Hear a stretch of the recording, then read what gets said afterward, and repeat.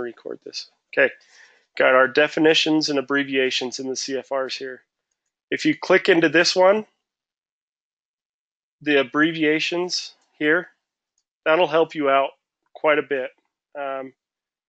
This just has, if you guys are ever stumped on what these different abbreviations I may say or you may see during this course, whenever you run across something and you don't know what it is, there's a good chance that it's going to be in here. You guys look in here really quick. If it's not in there, feel free to send us a text. If you guys have any questions at all through the class that you need to address outside of our normal class schedule, send us a text, let us know, and we'll try to help you out.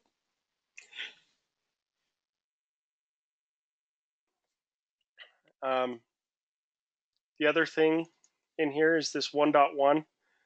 This is our general definitions that we use. So, you can come in here and you can look through this and find definitions to some of these things, like air carrier. So this is the airline, right? It's a person who undertakes directly by lease or other arrangement to engage in air transportation. So an air carrier would be like SkyWest or Delta or United, any one of those. We got air traffic control. We got just a whole bunch of things. There's a couple definitions that I want to address right off the bat. And I need you guys, if you guys are taking notes on your computer, if you guys are taking notes on paper, whatever you're doing, I need you guys to write down this definition because it's super important and it will play a big part into your dispatching. So this is the definition of a ceiling. Who wants to read it?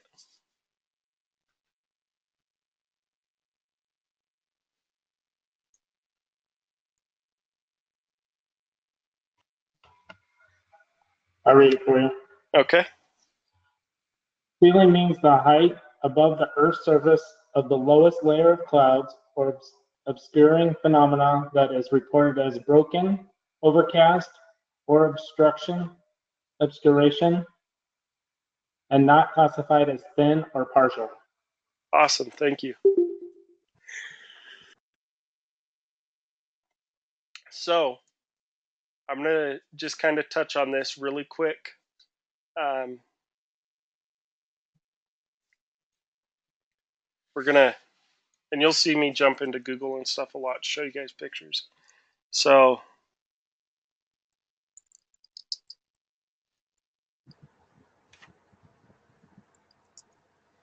I just kind of wanted to show you guys what the ceiling is. So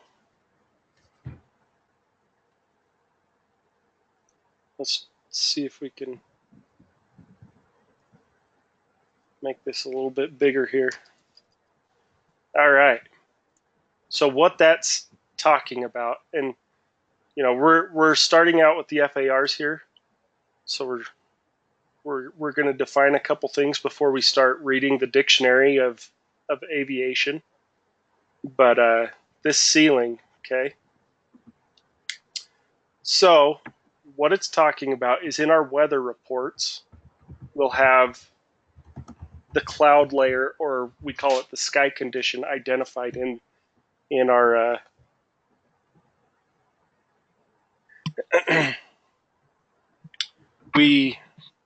we'll see a sky condition in our METAR, our weather report. Okay, what that's telling us is how high the most obscuring layer of clouds is above the surface of the Earth, or wherever that weather reporting station is. Okay, so you can see here, you got this cloud layer right here, and it's saying there's a 500-foot ceiling. Okay, that just means that this layer of clouds is being reported as broken, overcast, or as vertical visibility. Okay.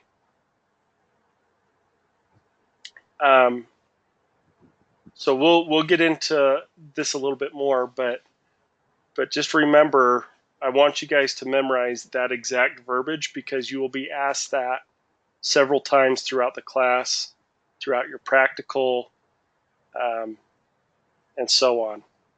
So memorize that definition. Just what I want you guys to memorize is ceilings are defined as the lowest layer reported as broken, or lowest layer of clouds reported as broken, overcast, or vertical visibility. That's what you guys need to memorize. Okay, and that's going to play a huge part into determining whether or not we're legal to operate um, our flight. So this will be used every hour of every day as a dispatcher. Okay. So for clarification, where it says and not classified as thin or partial, does that mean they don't use those words in the definition? Or does that mean that if it's thin or partial clouds, that doesn't count as ceiling? Yeah, those don't count as a ceiling. So if it's, I've never seen it the way that our TAFs and our METARs, so our weather reports and forecasts are written. We don't see thin or partial. What we see is broken, overcast, or vertical visibility. So if it's being reported as thin or partial, it's going to be identified by air traffic control directly to the pilot. At that point, we don't care. That's none of our business. The pilots are the ones that are determining at that point. Does that make sense? I But think so. so one thing that we got to remember here, um, as we go throughout this class, there's a planning phase, and there's going to be an actual execution phase where the pilots are flying, right? So us dispatchers, we're over the planning phase. So these FARs are really directed towards both the planning and execution phase, but we will take our part of these definitions and and apply them. And then the pilots, when they're in the air, you know, it's going to be reported just a little bit differently than our METARs and our TAFs. So I'm going to show you guys. I keep saying METARs and TAFs, and we're going through general definitions and abbreviations right now. So I'm going to jump in and show you guys kind of what they. Well, I'm going to show you guys what they look like. So give me 1 second here while I pull this up.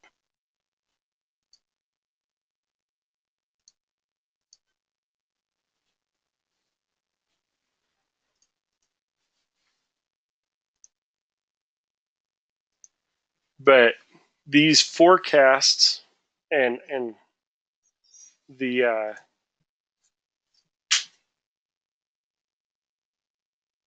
the forecasts and the current weather reports are, um, you know, exactly what the legalities. You know, are we safe to operate? Are we not safe to operate the flight? That's that's what it's all about. This is where we're going to derive that legality from. So let me unfreeze your guys' screen here. Okay.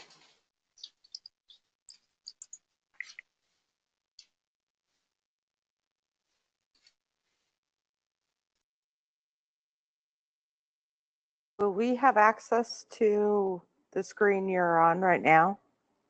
This screen, no. There's a software that I'll be able to point you to. Um,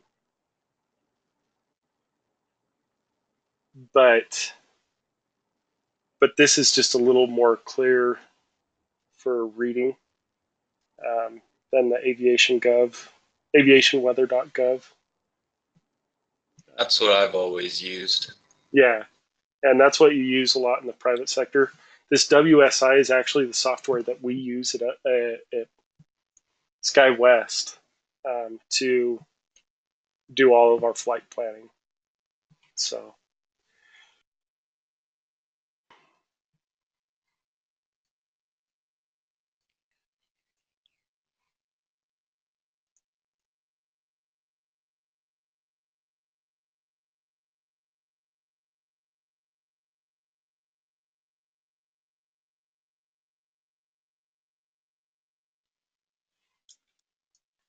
sorry about that. Just trying to get everything loaded up here. Okay, so you'll see why I prefer this over going over to aviation. Oh, of course, it's a beautiful day in Salt Lake. Let's see. Let me look at some ugly weather. Yeah, that's clear across the board. Yeah. 10 statute mile. It's summertime though, so there's bound to be some ugly weather somewhere. Find Seattle. I don't know. Yeah, Seattle's looking good today too. So let's see. Looks like we're getting a little hairy over northwest Arkansas. Detroit looks like it's going to get hit soon. So let's pull them up really quick. That's the one thing that's constant in your dispatch.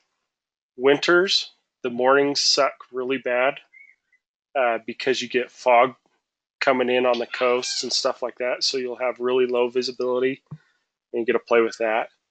And then in the summertime, it flip flops. The afternoons really suck because there's a lot of your thunderstorms develop in the afternoon. Your mornings are usually really good weather. So we got KNX or XNA and KDTW. Let's see here.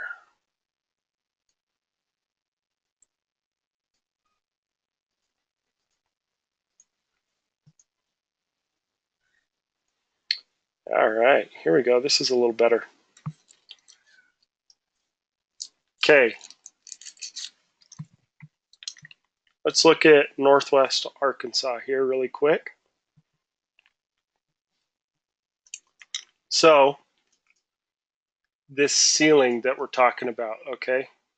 So this is what we call a METAR. And this is what is currently happening at that airport at that time. So it gives us our date and time here. And we'll really break these down in a future lesson. But this is our wind speed and direction. This is the visibility. This is like a weather descriptor. So this is saying that there's thunderstorms over the field right now, okay? This few right here, okay, so the way these METARs break it down is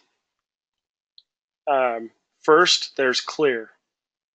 You'll see a 10 and clear, like we saw with Salt Lake. 10 and clear just means that, and it's CLR, 10 and clear just means that there's unlimited visibility and really good, there's no clouds, okay?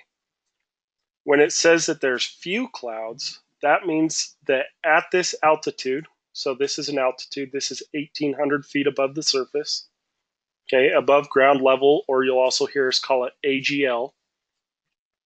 At 1,800 feet AGL, the cloud condition is that there's few clouds. That means that 0 to 3/8 of the cloud of the sky has clouds in it. Okay, so that's just like a couple little puffs up there, right? Okay, this broken is 5/8 to 7/8. Okay, so broken, pretty much just a couple little gaps where there's no cloud coverage, but almost completely obscured, right? You'll also see SCT. SCT is scattered, and that means that 3/8 to 5/8 of the sky is obscured. So You know, we're like half of the sky has clouds in it at that elevation. What was the percentages for broken? So broken is 5/8 to 7/8. And then overcast is 7/8 to complete coverage. That means there's no gaps anywhere. It's just a blanket of clouds. Okay.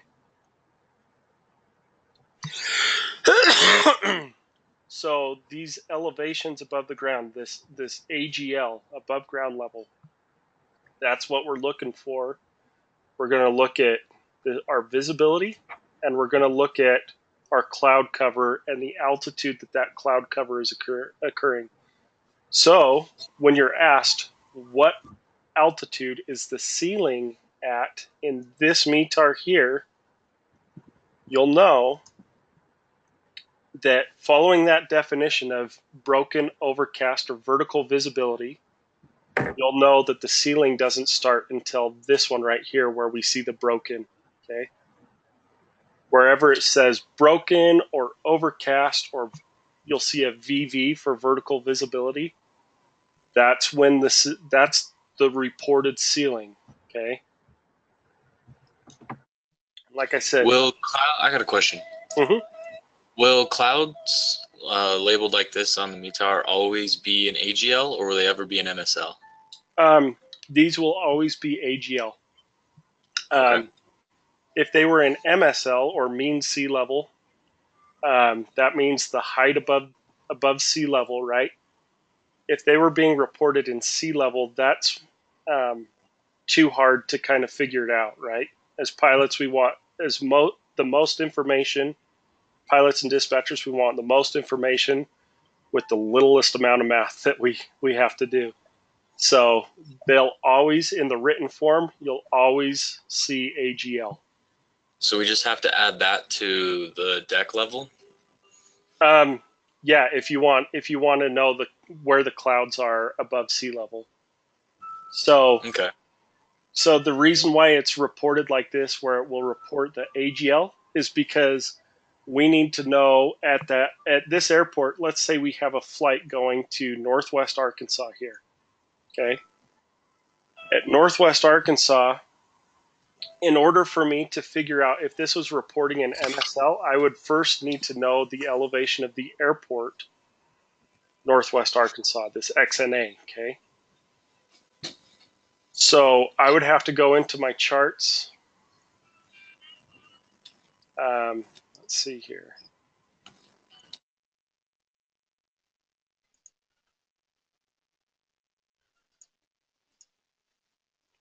So I'd have to go into my my JEP charts here.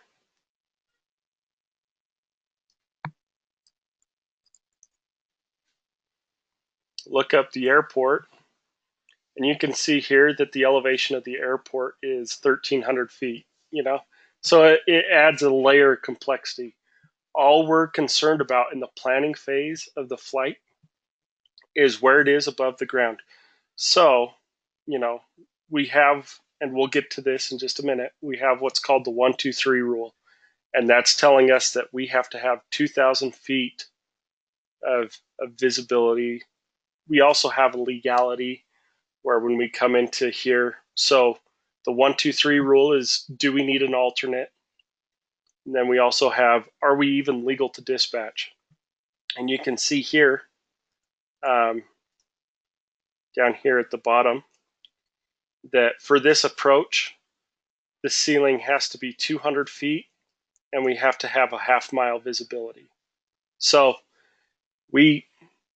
there's a reason, a method behind the madness, but that ceiling, what I want you guys to take away, and I know this is taking a little bit of time to explain this, and I may have gone off on a couple tangents here.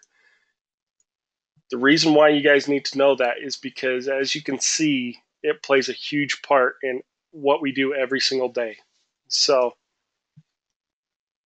we need to pay attention. We need to have that memorized because it's super important. Here's the other one here. So here's scattered. Here's broken. Okay. Here's overcast. And then we had few up here somewhere.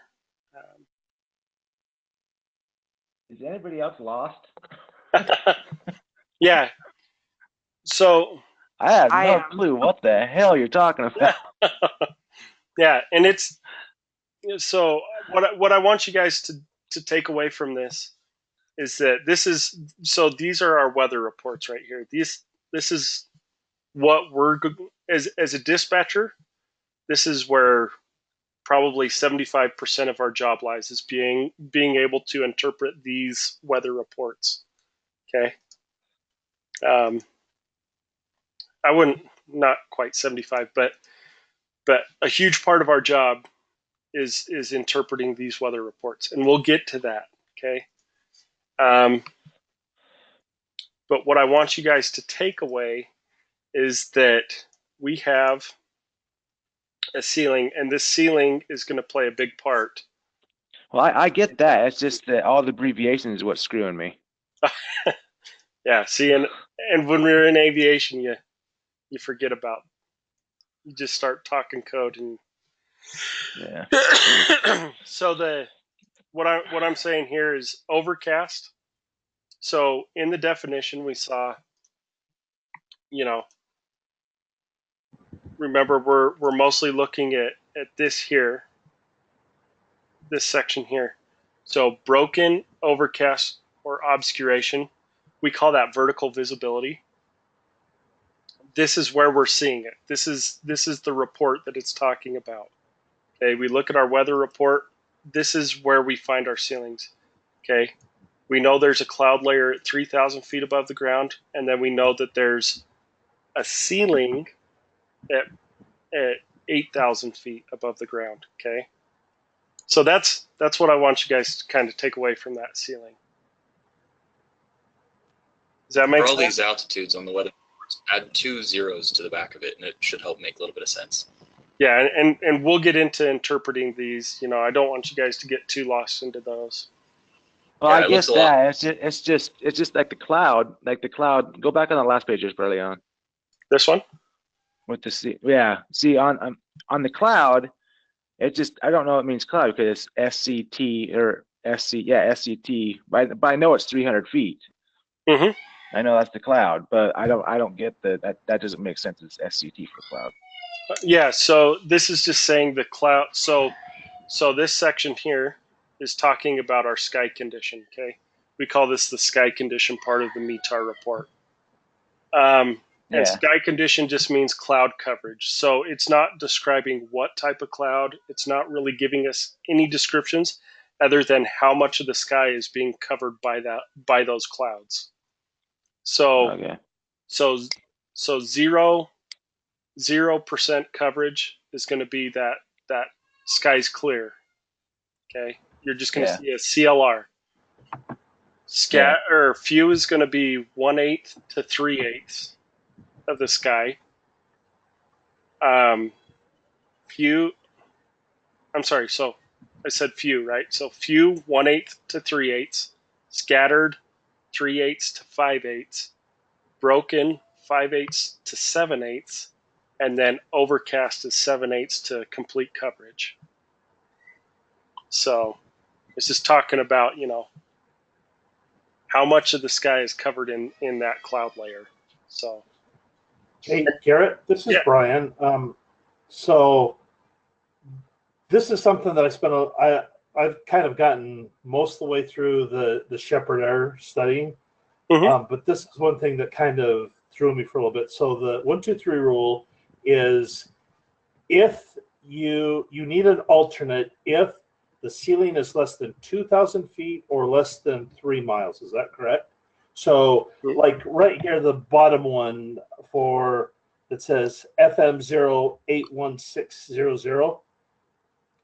If I'm reading that right, that means visibility 6 miles, scattered clouds starting at 30,000 feet. So that means we've got better than 2,000 foot ceiling. We've got better than, so in that case, an alternate is not required. Is that correct? Yeah, and yeah. So this, like we're saying, that's going to come into play You're correct on that. Okay. So that's going to come into play.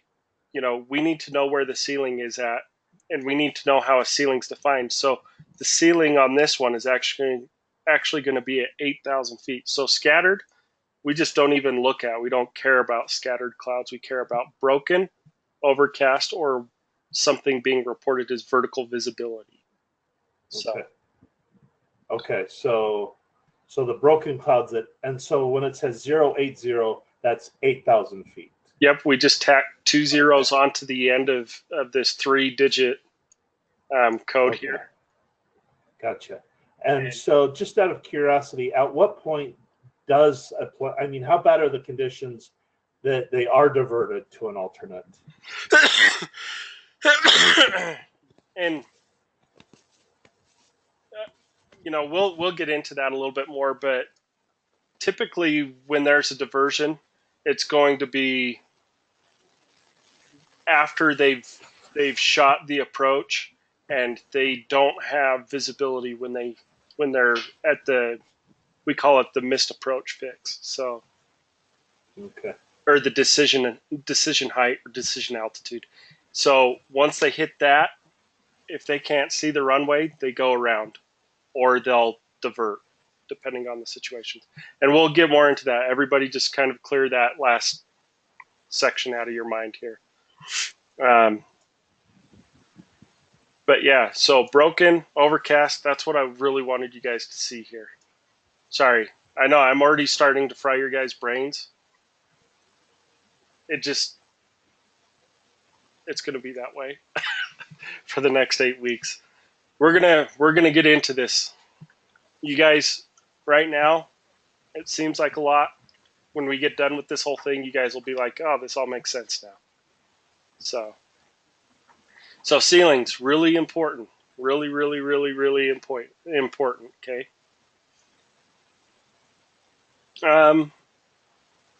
There is another one that you guys need to memorize, another definition I need you guys to memorize here. Okay, right here. Okay, operational control. Okay, operational control with respect to a flight means the exercise of authority over initiating, conducting, or terminating a flight. Okay, this is another one of those definitions that you're going to see thousands of times as we go through all of this material. It's another one that you're going to be asked to recite the definition when it comes time to do your practicals. So if you guys can memorize these and tackle them now, you're going to be so much better off. Okay. So write that one down word for word, memorize it, love it, whatever you got to do. Super important definition. And that's a lot. I mean, operational control, there are 2 people that hold operational control over a flight. That's going to be the dispatcher and the pilot. Okay. We are the ones that exercise the authority over saying this flight can go or this flight cannot go. We're the ones that make that call. Nobody else. We can't have maintenance make that call. We can't have crew support make that call. We can't have anybody else make that call. They can supply us information, but at the end of the day, us as dispatchers and the pilots themselves are the only ones that can make that call. Okay. If that being said, if maintenance calls and says, hey, engine 1 is smoked, we need to put a whole new engine in there, you think that the pilot's going to be like, no, I'm still taking the damn plane? No. We take that information, we go, yeah, probably not a good day to fly that airplane. So, but it's the dispatcher and the pilot that have that final say. Okay, so there's your guys' first FAR that I need you guys to cover. And like I said, you guys are talking about all these abbreviations, all these definitions. You guys have questions after the class, write them down. You could look them up in this 1.1, 1.2, 1.3, or you can text me, Adam, Davis, Derek, and we'd be more than happy to help you guys out. Okay?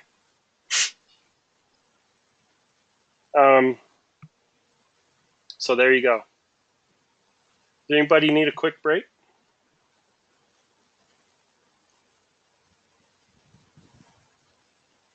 Yeah, I'd like one. All right. Why don't we take a quick 10-minute break, and then we'll jump back on. So everybody jump back on at 6:42.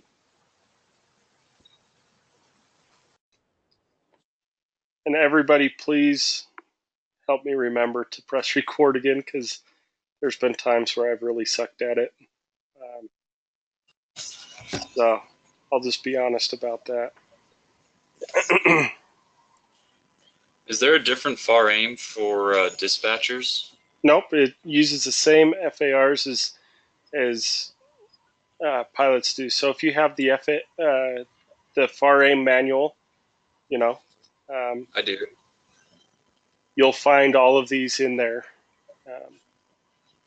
So because that's the complete FAR like manual, like all of aviation. So Did you say part 65 or 67 or what?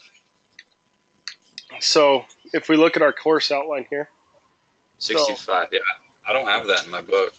you don't? No, go straight from 61 to 67. Huh. That is really interesting.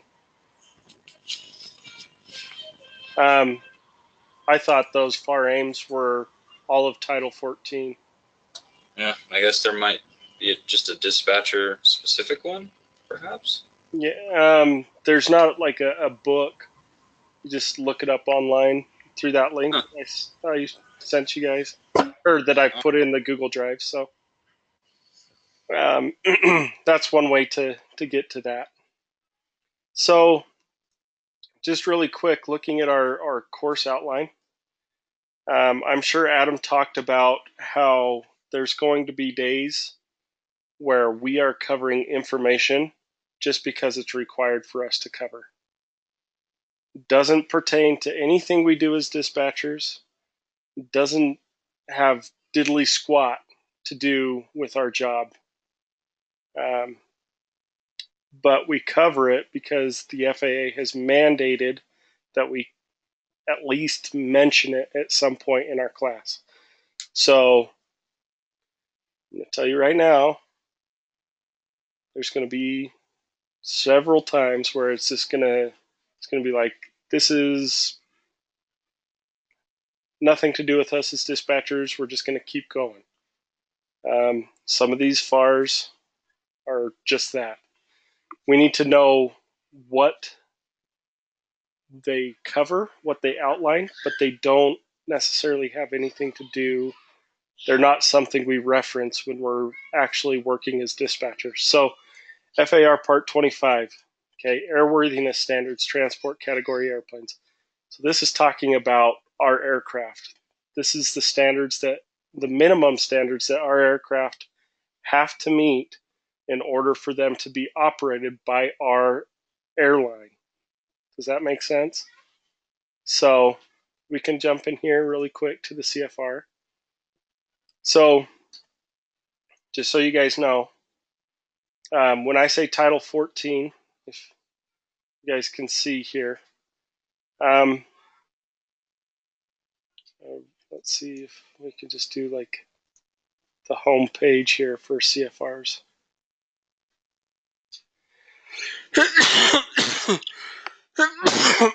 Sorry about that. Okay. There's several, it's like the big dictionary of law. Title 14 refers to aeronautics and space. Okay. So this is where this is our territory. This is the dictionary of laws regarding aviation and space travel. Okay. Our world is pretty much everything to do with 1 through 199. Okay. So Title 14, and then we go into these different chapters. So Chapter 25, let's call it call them chapters. FARs, chapters, same thing. Okay. FAR stands for Federal Aviation Regulation. Okay. FAR 25 or Chapter 25 talks about our airworthiness standards. So we could go into this and, destroy an entire day, or you can know that this is where we find all of the requirements that our aircraft must meet in order for them to be operating as air transport aircraft. Okay. So, this is where you would go for that. Takeoff speeds, accelerate, stop distance, all of this stuff we don't really necessarily dive into. This is not our job. This is going to be more maintenance. This is going to be aircraft records, stuff like that. We just need to know that this is where we find it. Okay.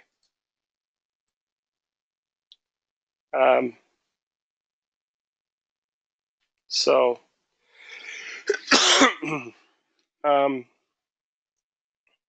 oops, not there. Part 61. Okay. 61 is crew support. You guys are part 61 gurus, right? You guys got to know what's going on with pilot schedules, um, flight attendants, their schedules. You guys have to have a really good understanding of how that plays into, where our crews are. And I'm so glad that you guys are there to help us out, because that is a realm that I don't necessarily enjoy. Talking to pilots is it can be super rewarding talking to a pilot, but 9 times out of 10, they call you to cry, complain, and yeah. So there's times where it's extremely frustrating talking to pilots. I think that's why Trev and I are in this class. Yeah. I mean, I had a pilot, just to give you guys an example of what I'm talking about. On Sunday, I was working. This guy, they did what we call an overnight delay. Basically, it's a way that the airline can still get their completion factor metric, meaning that they completed the scheduled flight. Even though there's no passengers on board 9 times out of 10 on these flights, they'll still operate the flight. They do it so that they don't get that cancellation. Because what do people want to see when they're looking at airlines and choosing what airline they want to fly with? Some people. Consistency. Reliability. Exactly. So if you see cancellations, you see a huge cancellation percent where, let's say that their completion factor is only at like 86%, meaning they only complete 86% of their flights. Are you going to want to fly with them? Not if you see another company that their completion factor is 99.5%, right? You want to see that your flight, they're not going to cancel that flight on you, right? Because there's nothing worse than trying to get home because you got to go to work and the completion factor, like they cancel the flight on you and you have to do this huge runaround trying to get reimbursed or trying to get on another flight. Like that sucks. So the way that a couple of airlines, I'm not going to mention names, Delta, United, have started doing things is they will, instead of saying it's canceled, they'll delay the flight out basically indefinitely. They'll take all their passengers, they'll accommodate them somehow. They'll put them on another flight. They'll um, give them vouchers to go to a hotel. They'll do something to help them out. But they basically clear all the passengers off the airplane. Then the next day, the pilots will just take that airplane, because we still expect that airplane to be at the next airport at some point. They'll take that plane and they'll fly it to that airport with no passengers on board. And people can technically still buy tickets for that flight, but nobody usually. I mean, usually it's like 16, 17, 18 hours, and typically you don't get people looking for a flight in that small of a window. So they just do it to play the numbers game. Really weird, I know. Anyways, so this pilot calls me up. He's like, "Hey, I'm the overnight delay guy. Maintenance just got done fixing the airplane." He's like, "I've got to be to Colorado Springs tonight." He's like, "This is my end of duty.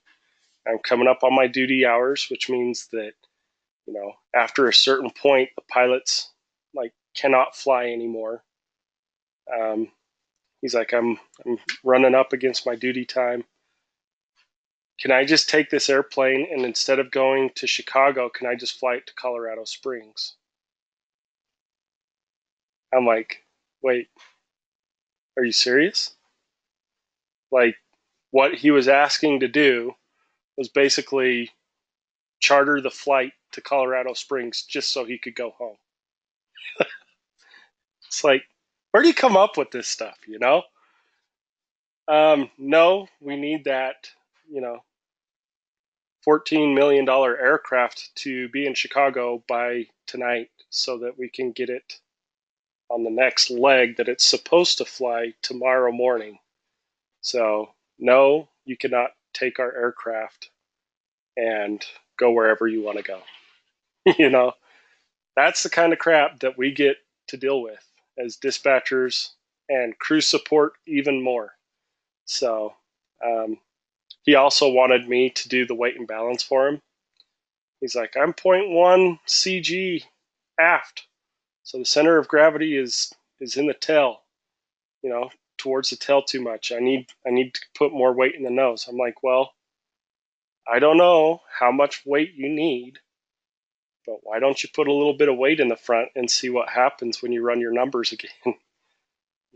That kind of stuff, it just drives you nuts because it's like, you're the pilot. I don't know how to do all of that stuff. Luckily I have a little bit of flight time under my belt, so I know that if you're that little aft CG, put 500 pounds in the nose, you're probably going to fall into that center of gravity to where you can operate your airplane. But anyways, just funny stuff. Pilots, there's some pilots that will find any and every excuse not to fly the airplane that day. It's crazy. Drives you nuts. And a lot of times it's because they're trying to get home, or so they'll find any and every excuse not to operate a flight. But anyways, back to our happy place. Let's talk about dispatch again. Okay, part 61. This is the requirements for pilots. Okay. You can come in here. You can see it's all really nicely organized. You just click on a section. You want to know what their, how many hours does a pilot have to wait after drinking before he can sit in act as pilot in command? All of that stuff. It's all found in this section here. Offenses involving alcohol or drugs. You want to know some of these other things, medical certificates, requirement and duration. What happens when they change their name? That's all going to be found in part 61. Okay. Again, we're not going to dive a whole lot into this because that's cruise support. Sorry to say it. That's their job. They're there to support us and to give us the information we need or the pilots need in order to operate the flight. We don't really need to know all of this. We've got enough on our plates. It's kind of nice to delegate some of this job to other departments. Okay. A lot like the pilots and the flight crew members here, 61, 63. So this is your flight attendants and stuff like that. We have our own, part 65, okay? I need you guys to know, write down in your notes, we call it the dispatch FAR. Dispatch FAR is part 65, subpart C, okay? That's what we eat, breathe, and sleep as dispatchers. That's the legalities that for our job, okay? So let's jump into this part 65, subpart C. Okay. So you can see, oops, sorry. Part A, this is just general stuff, okay? Man. This is just general information that we don't really need to dive into. This is when we're talking to air traffic control, okay? Or air traffic control's responsibilities, okay? And this subpart C is specifically tailored to us as aircraft dispatchers. So this is the legalities for being a dispatcher. Okay, so let's talk about our certificate. That's why you're here. Okay, no person may act as an aircraft dispatcher, exercising responsibility with the pilot in command in operational control of a flight. There's that operational control that we just talked about in connection with civil aircraft in air commerce, unless that person has in his or her personal possession an aircraft dispatch certificate issued under this subpart. Okay, that means that when we are sitting at our desk dispatching, we have to have our license on us at all times. Okay, we can't have it in our car, we can't have it at home. No, we need to have it on us for the full 10 hours of our shift. Pretty important. If a FAA inspector were to come up to you and ask you, the first thing they're going to ask you when you're working is, can I see your license? You have to show them your license right then and there. If it is in your car, if it's at home, then you can get reprimanded for that. Does that make sense? So, got to have it. It's just like if you were driving your car, you got to have your license on you, right? So is the license like a little card, or is it the piece of paper that you got to carry around and it gets real beat up because you take it everywhere? Or? no, it's like a driver's license. I'll show you really quick.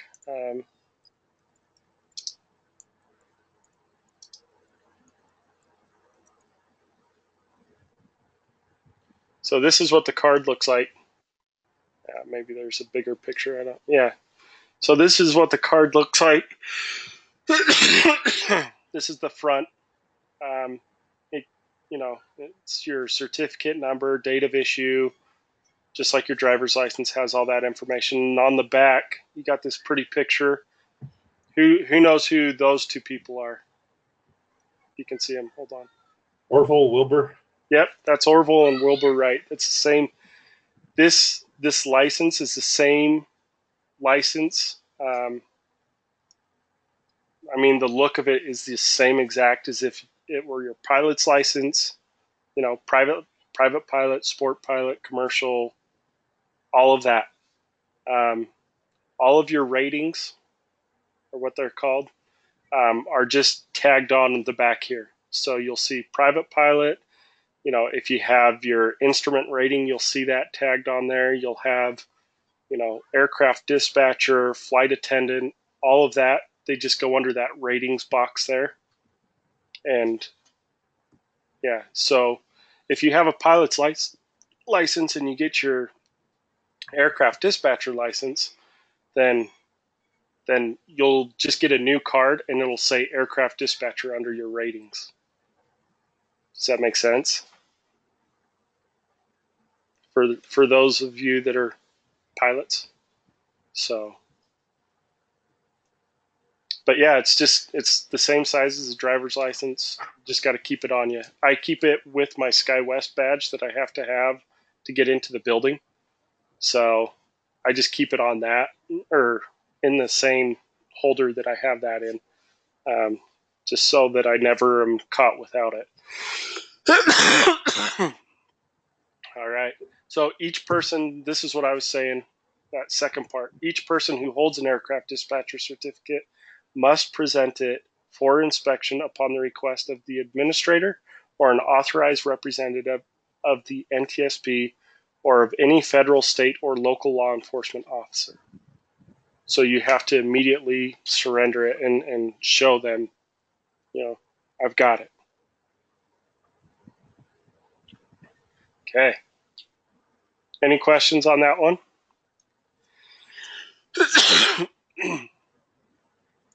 Yeah.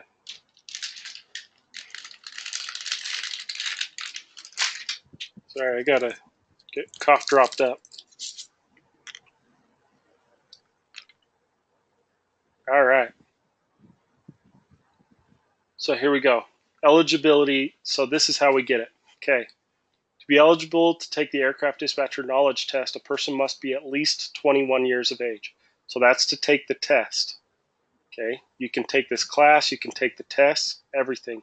You have to be 21 years old to even enroll in the class. So congratulations, everybody's a winner in here. Okay. To be eligible for an aircraft dispatcher certificate, the person must be at least 23 years of age. So I know, was it Tyler? You're 22? Yep.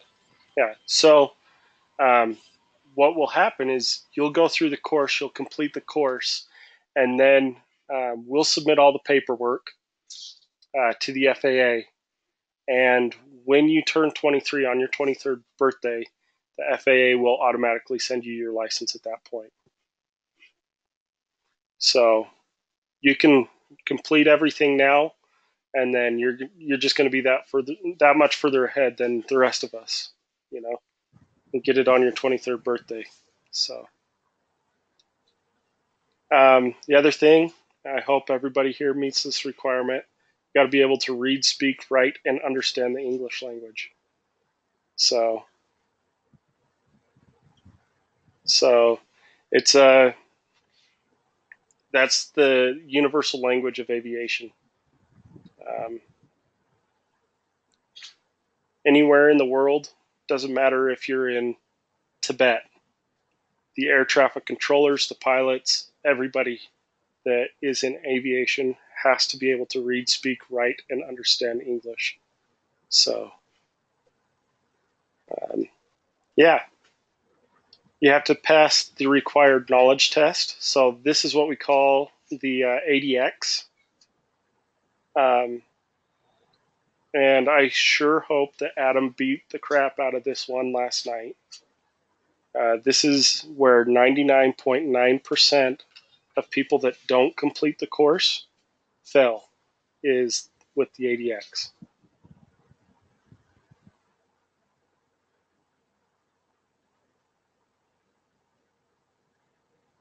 So if you have to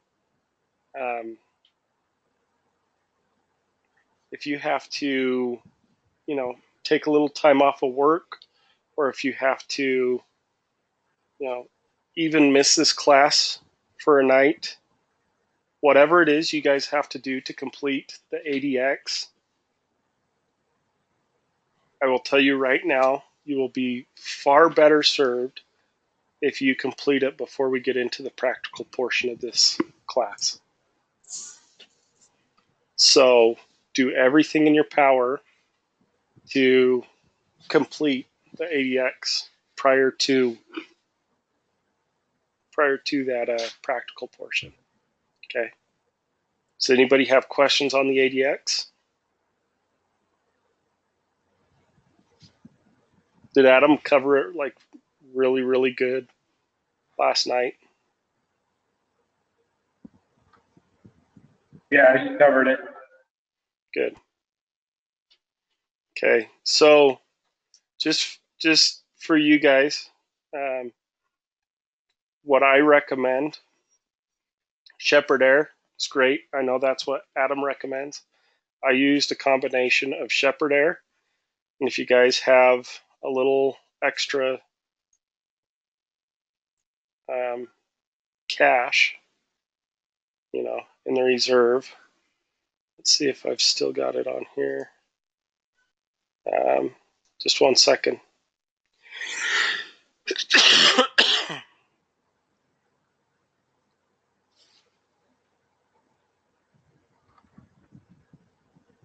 I think it's in the Google folder.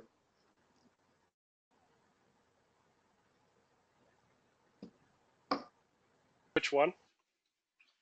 I think it's in the Google folder. I think he put it in there yesterday, I think. What was it? The Google folder, Oh, no, I'm talking about ADX preparation software oh yeah, he put the link up to it, I think, in there. for Shepherd Air. Yeah. There's I another think. one. There's another one I wanted to show you guys really quick. And if anybody's on their phone as much as I am throughout the day, and my wife can attest to this, this software may be a little more tailored to you.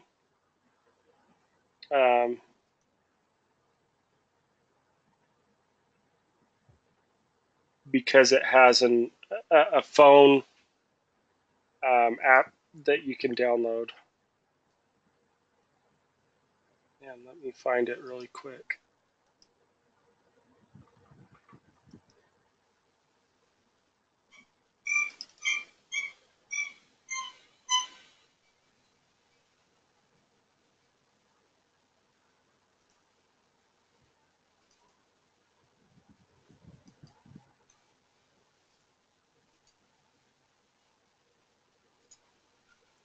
Okay, so this one is put out by Dauntless Aviation. You spell that Dauntless, D-A-U? Yeah, Dauntles.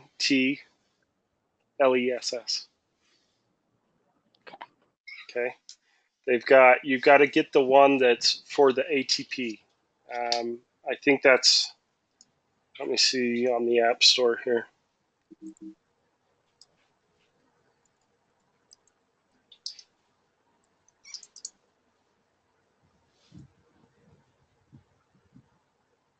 Yeah, so it's this one right here. FAA Airline Transport Pilot. Airline Transport Pilot Knowledge Test Prep, okay? So this is the one right here that you guys need. If you go with this one. Shepherd Air, don't let me get you wrong. Like Shepherd Air is amazing, and what I use is a combination of Shepherd Air software and Dauntless Aviation. So Shepherd Air gives you a memorization technique that you can apply to the Dauntless software. Don't go into this test expecting to learn all of the stuff in there. If you guys are like writing down notes as to like, this is how we figure out the load factor of a pallet. Like if you guys are writing down all of that information, you're doing way too much. You're wasting a lot of time. Memorize the answers. Okay. Don't waste time trying to figure out the who, what, why, where, when, how. Just figure out the answer and move on. I'm telling you right now, it sounds unethical not logical, however you want to say it. But look at the question bank. There are 1,700 questions on the ADX. Right, but we only have 80 in our thing, correct? 80. 80 to pass? Oh, yeah. So they'll take out of that 1,700 questions, they will take 80 questions. So there's 1,700 possible questions that they can ask you on the ADX. Your test will only be 80 of those questions. Okay.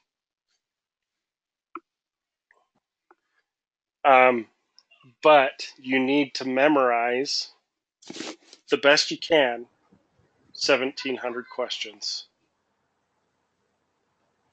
And it sounds horrible, and it is not the funnest.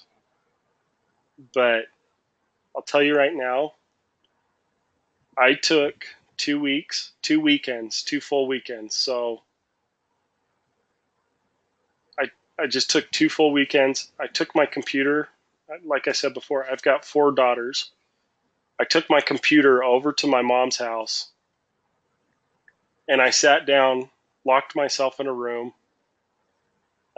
turned on some quiet music, and I plowed through, 10 to 12 hours of study for 2 straight weekends, and then took it the Sunday of the second weekend. So Friday, Saturday, Sunday, the first Friday, Saturday, and then took it Sunday morning. It's doable. It sucks, but I highly recommend that that's how you do it. Is just memorize the answers, go take the test, because you want to get this out of the way. And 99% of it, how I said when we're covering material throughout this course, a lot of that is just being covered because the FAA says, hey, you need to talk about this. It doesn't give us a time requirement for that section. It doesn't tell us that we have to spend, 10 hours covering one specific topic. All it says is that you need to mention that or cover that at some point in your class. The ADX is very much one of those just check the box kind of things. This is the same test, in fact, a little bit harder than the airline transport pilots take to get their certification to fly the aircraft. Okay, so a lot of this isn't really going to pertain to you, but you have to take the test. Like, it's required. So just get the ADX done and out of the way. This software, it's super easy to use. And if you use the Shepherd Air memorization technique with this Dauntless software, and I'm recommending this because I spend a lot of time on my phone.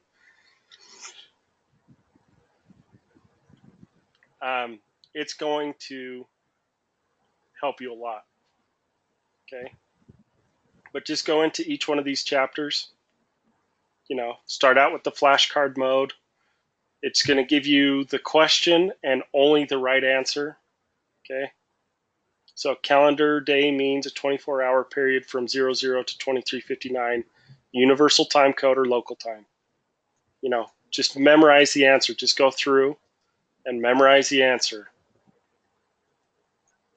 And that is the best way to study for this. So did you get the app for your computer and then use it on both, or did you? Because I looked online or on my phone while you were doing that, and it just said the flight. What was it? FAA private pilot prep. Is that right? No, you want to use the one that says, when you do it, type in Dauntless Software ATP. Okay. And it's going to say Airline Transport Pilot Knowledge Test.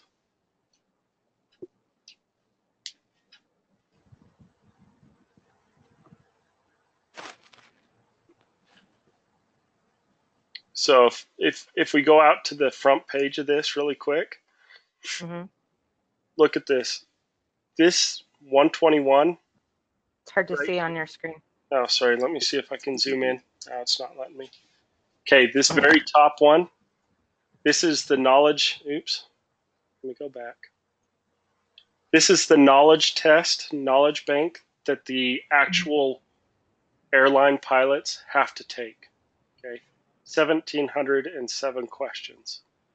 This is the ADX, 1,719 questions. So there's a couple more questions, but it is every bit as inclusive as the airline pilot's test is. Does that make sense? Yeah. So it's like $60, right?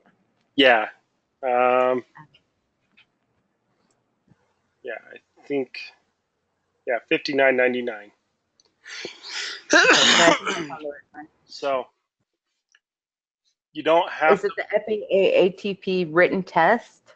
Is that what it says? let me Like, look on do my you phone. have an Apple phone too? Yeah, let me look it up in the App Store so I can just make sure. So this app, it's for the ATP, not the ADX. What you're showing us? So this I app, couldn't find it. yeah, so this app,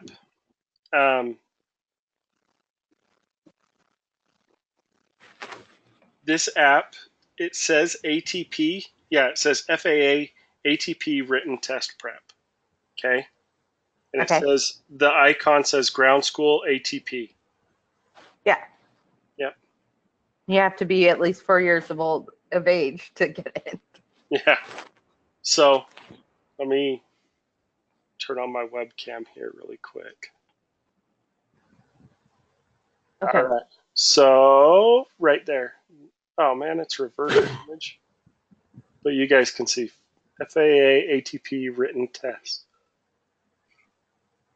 Heck yeah. Okay.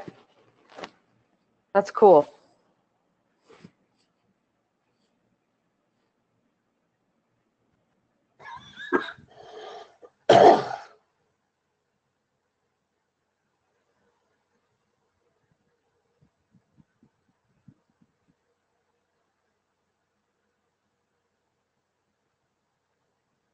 And then you can have that forever, right? It's not like the Shepherd or whatever that is, where it's only 1 year. Hello? Sorry, I didn't realize I was muted. So yeah, it's Shepherd Air is only 1 year. Not only is it 1 year, but it is only allowed to be on one device. So if you have an iPad and a phone and a computer that you want the software on, sorry, Charlie, you only get one device. This Dauntless, you can use it on any platform. It's yours forever. Once you buy it, it's yours forever. I still go back and refer to it. So Sweet. I just got it. yeah, so Which one's better though? both are great. Like I said, the memorization techniques that they teach you in Shepherd Air are the best in the industry. They will help you so much in your prep. Okay. Right. So like I said, I bought both pieces of software. And you guys can share the memory aid and the memory technique from Shepherd Air with each other if you want. But then the Dauntless is just it's more user friendly than Shepherd Air. Like the software, whoever wrote the software for Dauntless did a lot better job than the guy that did the software for Shepherd. So that's the trade-off there. Both are going to do you the same bit of good.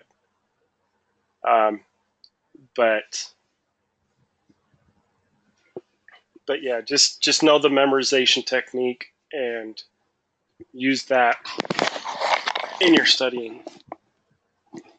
So, does that make sense? Yes. Okay. So that one, that is your number one priority in this class.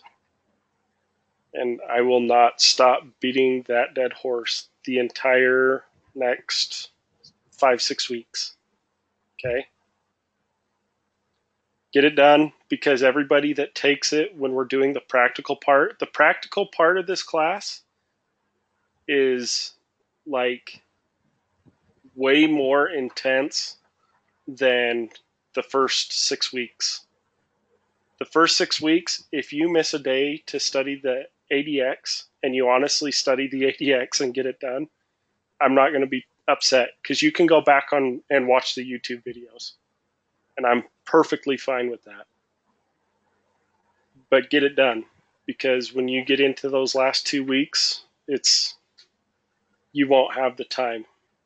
And the people that do take it in that time are like, man, I really should have taken that before. So I've heard that from so many people. yeah, Same thing. yeah.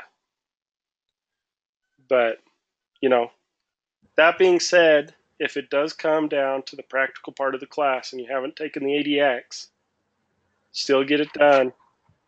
Still take the practical test. Like, get your license. Don't let it stop you, and don't hold off doing the ADX during those 2 weeks of practical, because you still have to have it done. And if you wait till after class, if you wait 30 days after class to take the ADX, man, when you go and take the practical after, you're already going to have dumped some of that practical portion of the class. So I'll get off my pulpit there. You guys know how I feel about it. So we'll move on here. Okay. The next piece of the pie here is we got to pass the required practical test. That's what this class is teaching you how to do. The ADX, I'm sorry, that's 100% you. The practical test is going to be what you learn in class. Okay. You're not going to get ADX knowledge from this class. You may be able to answer some of the questions a little bit better on the ADX at the end of it, but it really does not help you take the ADX. Okay? Memorize the answers. And then comply with the requirements of 6557 here. Okay? Okay. Here's all the things that we need to know in order to pass the practical and the ADX. This is where these are the areas they're going to test you on. Okay. You got to know FARs. That's what we're covering now. Meteorology. You guys are going to become miniature weathermen. In fact, sometimes you're going to be better at predicting the weather than the weatherman. I'll tell you right now, again, going back to Sunday. Sunday, I had a flight going into Cedar Rapids, and on my weather forecast, it was like, no, it's supposed to be pretty all day long. Well, I saw a front moving in. I could see, when you go into, when you guys get into this a little bit more, you'll start looking at these maps here. Okay, this is what we call a weather depiction chart. Okay, these are fronts, and fronts have special characteristics that we're going to talk about. Anyways, I saw a front coming into Cedar Rapids, and I could see a couple little storm clouds popping up. Okay, I could see another front here, and they were converging. So we had one front taking over another front. That typically means really crappy weather. So I gave this guy a whole bunch of fuel. I gave this guy everything that he needed to be a winner in the situation, and patted him on the back and said, good luck. I know it's not reporting this, but this is what's going to happen. Sure enough, he gets there. He's about 30 minutes out from the airport. Thunderstorms, we're talking like the weather forecast, or I'm sorry, the METAR, it said P, which means heavy or greater than, so plus, right? P, TS, which is thunderstorms, RA, which is rain, and then GS, which is hail. Or I'm sorry, GR, which is hail. So it was like really heavy thunderstorms with hail. And the dude's like, is that going to be gone by the time I get there? Because that wasn't forecast at all before he left. Yeah, it's starting to dissipate a little bit. You'll be able to break through. There's enough room for you to get through these clouds, and then you should it should be past the airport by the time you get there. And luckily it did, but the weatherman had no idea that thunderstorm was going to be there that day. So those are the times where you pat yourself on the back and you say, I'm a damn good spatcher. Just like pretty proud of yourself when you have those moments. Anyways, so yeah, we're going to be really good little weathermen when we get done. Okay. Notams, we got to know how to read, interpretate, use the notams. Notams, those are called notice to airmen. Okay, this is telling us information about the airports that we're flying into, about the procedures that the pilots need to use. Got to know about those. Okay, weather charts. We just looked at a surface depiction chart. We're going to learn those weather charts really good. Okay, bunch of different weather stuff. Okay, navigation. That's a lot of our practical portion of the class, is we learn how to navigate using navigational aids, satellite navigation, stuff like that, so that we can plan how to get around the country. These pilots, 99% of the time, when you're flying, let's zoom out here a little bit. We'll go to a VFR chart here. So we're flying from LA down here to Salt Lake City up here. They're not going to fly a straight line, okay? This is what the highways or freeways in the skies look like, okay? These are our little roads that the planes are going to be flying on. And we're going to learn how to get from point A to point B using these highways in the sky, okay? Oops. Okay, we're going to learn a little bit about air traffic control. We're going to learn about weight and balance of an airplane. Why is weight and balance important for an airplane? Pilots? So the airplane can have more control, because it doesn't just drive like a car on one service. It has a lot of control services to make it stable and fly right. Yeah. So, driving a car, unless you're involved in a rollover accident, is very two-dimensional, right? You're just operating on a horizontal surface. You're never upside down, rolling around. Well, airplanes, we operate in a three-dimensional environment, okay? So everything needs to be balanced. Let's see if we can. So it uses these control surfaces to fly the plane, but if the plane has too much weight in the back or too much weight in the front, the plane's not going to operate as efficient, okay? Let's say that the airplane has too much weight in the front here, and he's trying to take off, okay? What that's going to do is that's going to really extend his takeoff roll. The distance it takes to get the wheels off the ground is going to increase dramatically. sometimes to the point where he's not even going to be able to get off the ground in the runway length that he has. Okay, so kind of important right there, right?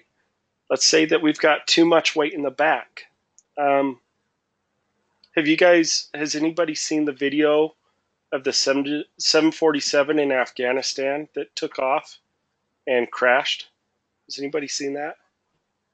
Is that the one with all the tanks in the back that broke? Yeah, so it had the I think it was carrying like 4 or 5 M1A1 Abrams. So these tanks weigh 61 tons a piece. Okay, 61 tons. That's 122,000 pounds a piece. And he's carrying all these tanks. Well, one of them wasn't strapped down right, and it broke the strap when he took off, and it slid to the back of the airplane, shifting the center of gravity. And we're going to watch what happens when the center of gravity shifts dramatically like that. I'm going to post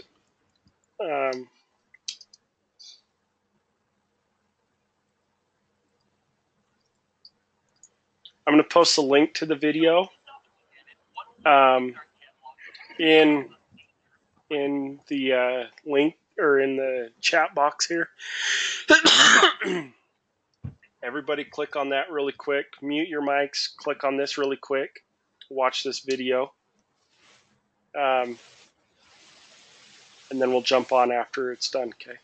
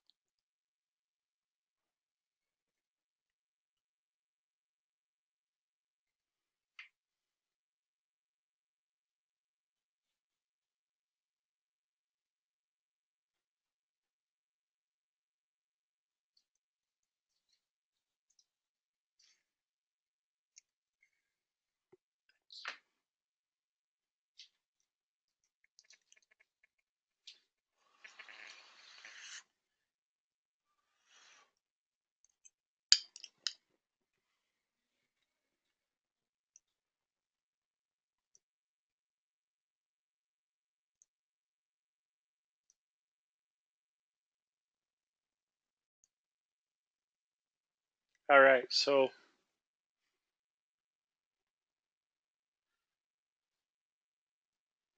did everybody get to watch that? Yeah. That's pretty horrifying what can happen as a result of a improper CG, right? Improper weight and balance. It's really unfortunate. 6 people died on that flight.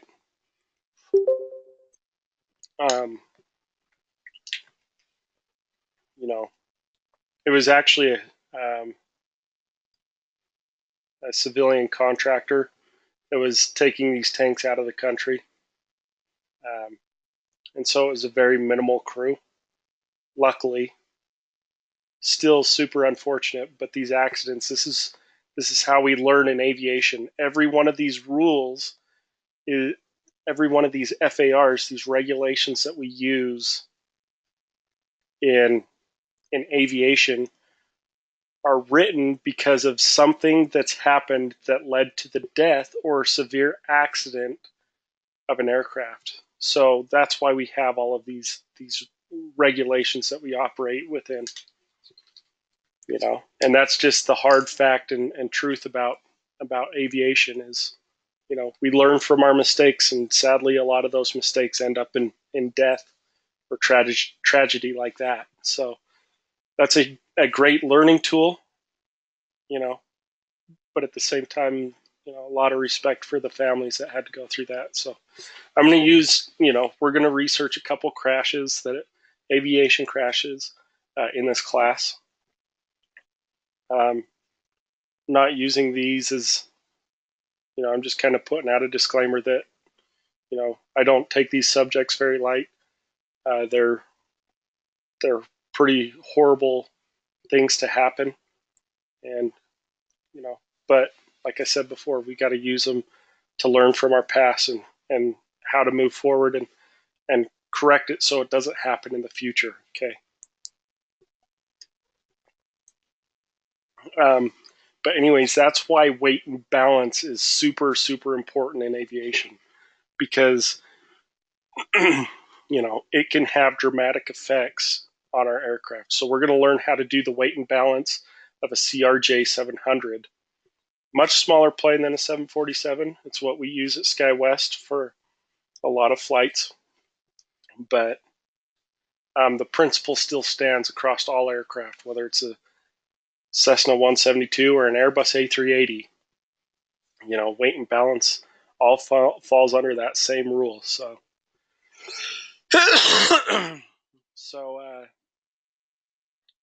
another thing that we're going to talk about is going to be aerodynamics, human factors. Okay, human factors is a huge part of what we do in our job. Um, our decisions, how we deal with things, stress, managing stress, crew resource management, stuff like that. That's all going to fall under human factors and this crew resource management. Okay. Also, our ADM or aeronautical decision making. Okay. All part of the big picture here, what we do. And then,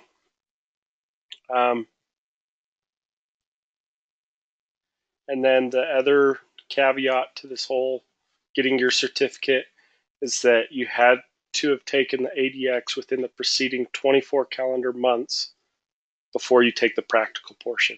Okay. So, yeah.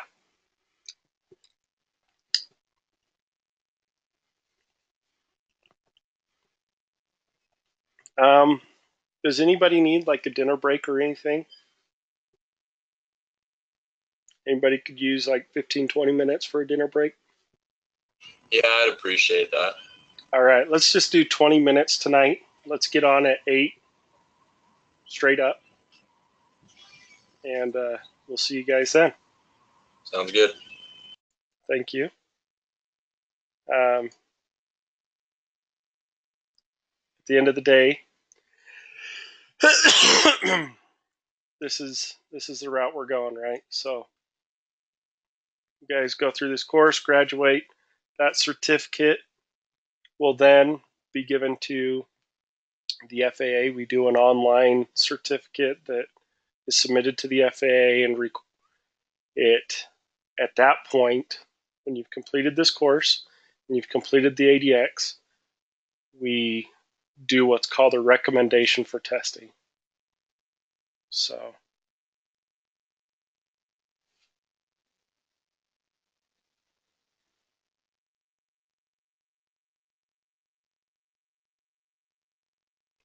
um,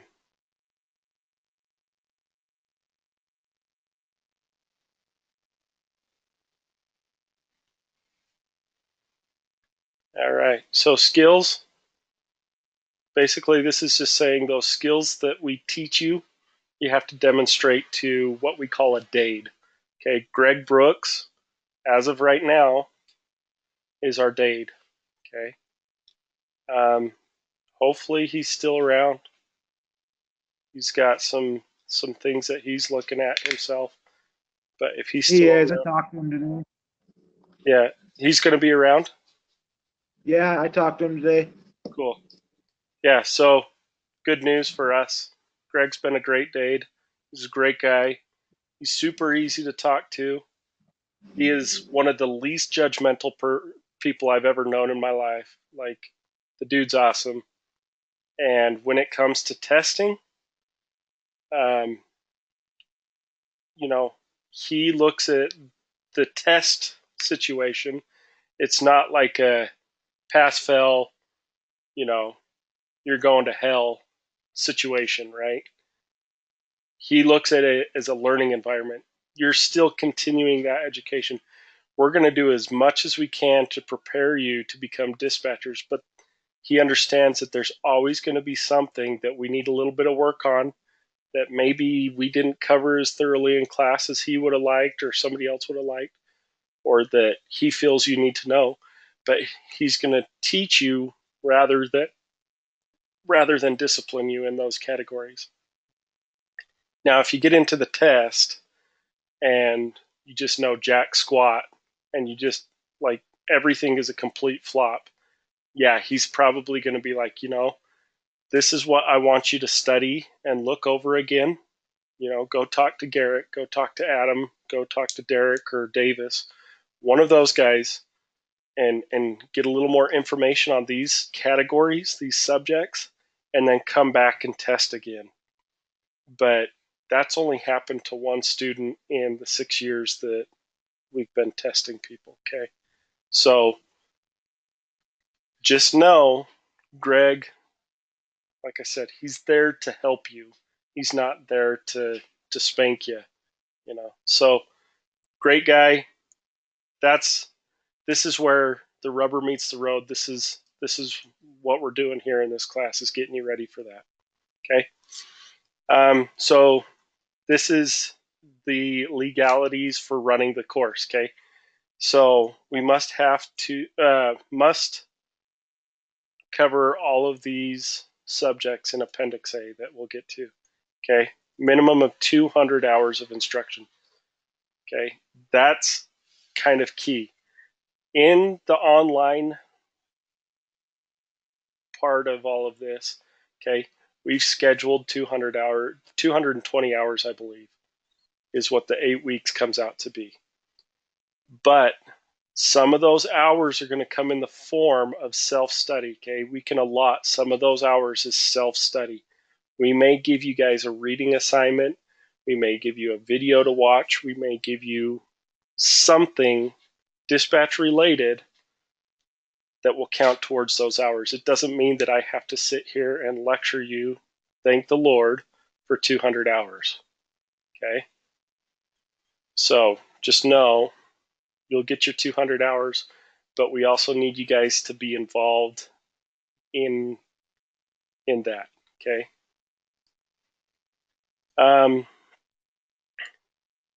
You must submit online. Okay?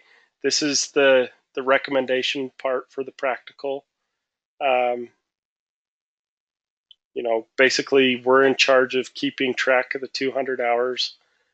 And, this is kind of a clause saying that, if you have previous experience or something, we can substitute that in for hours. But anyways, 200 hours, that's the big key part of that. Okay. Application, duration, and other general requirements. Okay. Application, that's what we're doing. This part we don't really need to worry about. Okay. So the important thing out of this is knowing that you have 24 months from when the approval is issued. So once you've passed the ADX, that 24-month window starts counting down. Okay.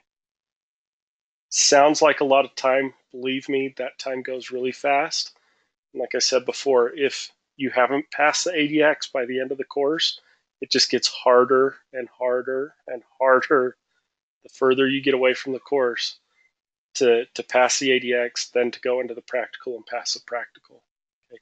Good thing about this course that we're putting on for you guys, the Aircraft Dispatch Academy, is that we don't cut you off. Okay, Jeppesen, IFOD,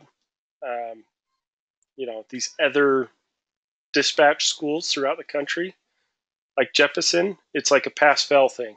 Okay, you can go all the way through their course, and on the last test, fail that test, and they will not recommend you for the dispatch practical test or anything like that. You are cut off at that point. If you want to retake that test, if you fell out of the program and want to go back and retake the test, you got to pay their admission fee again. That's not how we work, okay? Here at the Dispatch Academy, you're more than welcome to come back and learn. You know, we welcome students from previous class that haven't finished their excuse me, haven't finished their certification. They're welcome to come back and participate in the classes. And you may even see one or two of them pop up here and there, or come and sit with us in the practical portion of the class. So, you know, that's a huge bang for your buck. We're not going to charge you admission or extras for coming back and learning. But yeah, enough tooting our own horn. Okay. Renewal, you basically just have to have the renewal completed 30 days preceding the month of the approval of when your approval expires. So on the 23rd month, you got to have you have to have that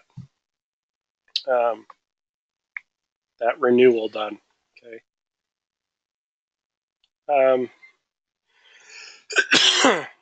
Here's one of the things here. Okay. And this is another thing about the school. I'm gonna go back to tooting our own horn. Okay.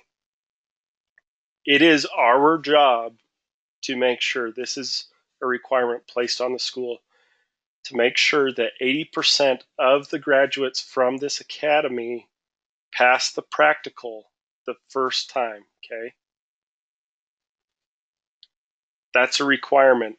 If we drop below 80% of our graduates that go and take the practical and fail or don't pass on their first attempt, then the FAA can come in and shut us down without question. Okay. So far, people that have gone and taken the practical test, like I said, we've only had one in 6 years, and we've submitted hundreds of people for the practical test. Okay. So super good pass rate, you know. Now that's people that have completed the course. So we have had people not complete the course or not complete the ADX. I mean, that's out of our control. But as far as graduating the course and going into the practical, we're like 99.999. So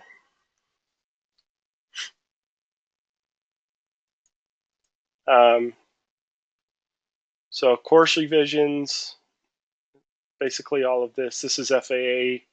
This is on the school. This is stuff that we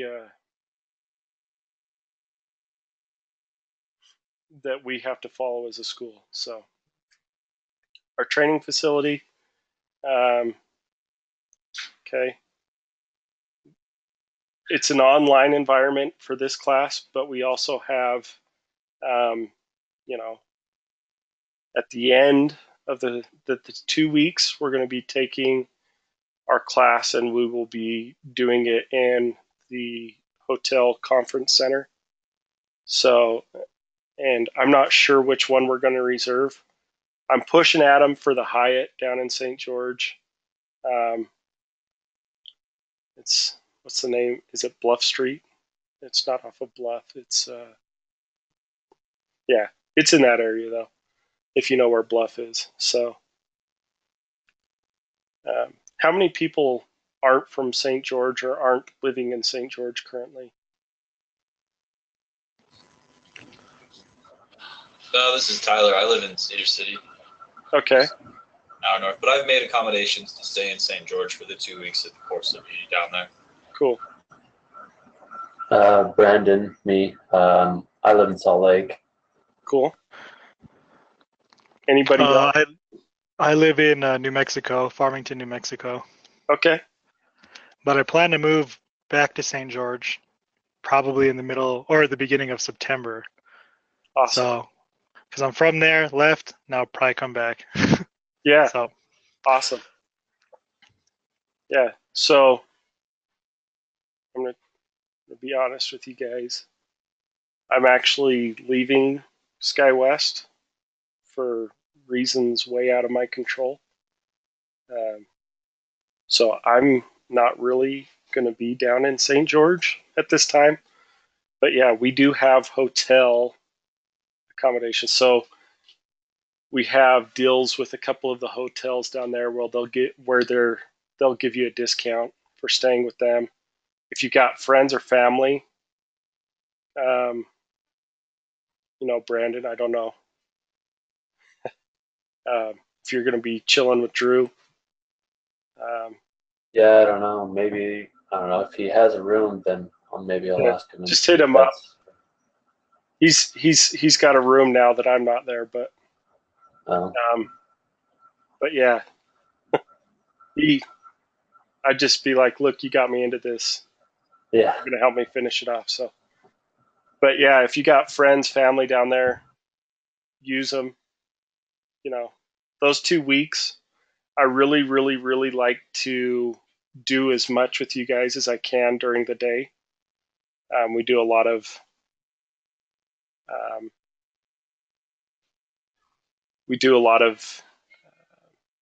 like study groups during the day. So Like during work hours? yeah, if you're able to come, awesome.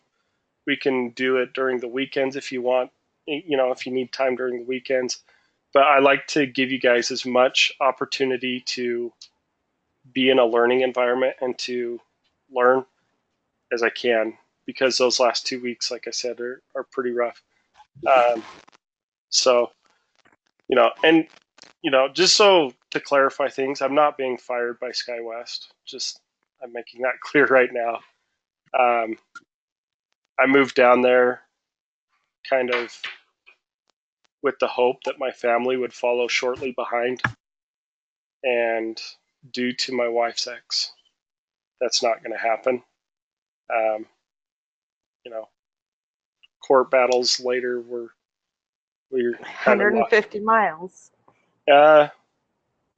There's some give on that. The court just has to approve.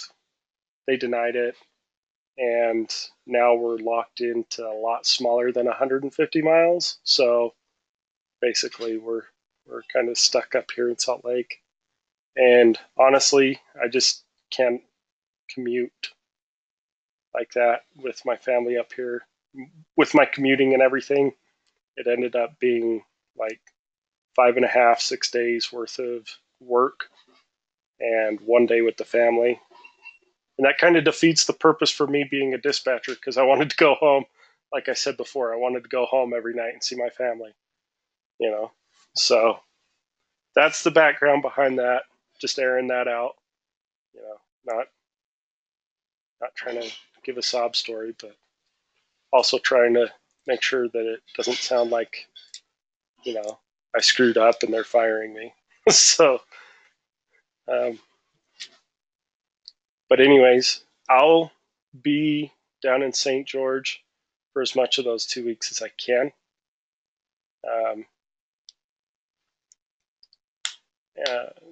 Because I'm starting all this stuff up here in Salt Lake, trying to move on. But I will be there. Davis will be there. Derek will be there as much as he can, and then we have another assistant instructor who was a former student. Absolutely awesome kid. He's actually a flight attendant for United Airlines. Super good dude. He'll be there. And he's smart as a whip with this flight planning stuff, especially. You guys might meet him a couple times in class. His name's Jordan.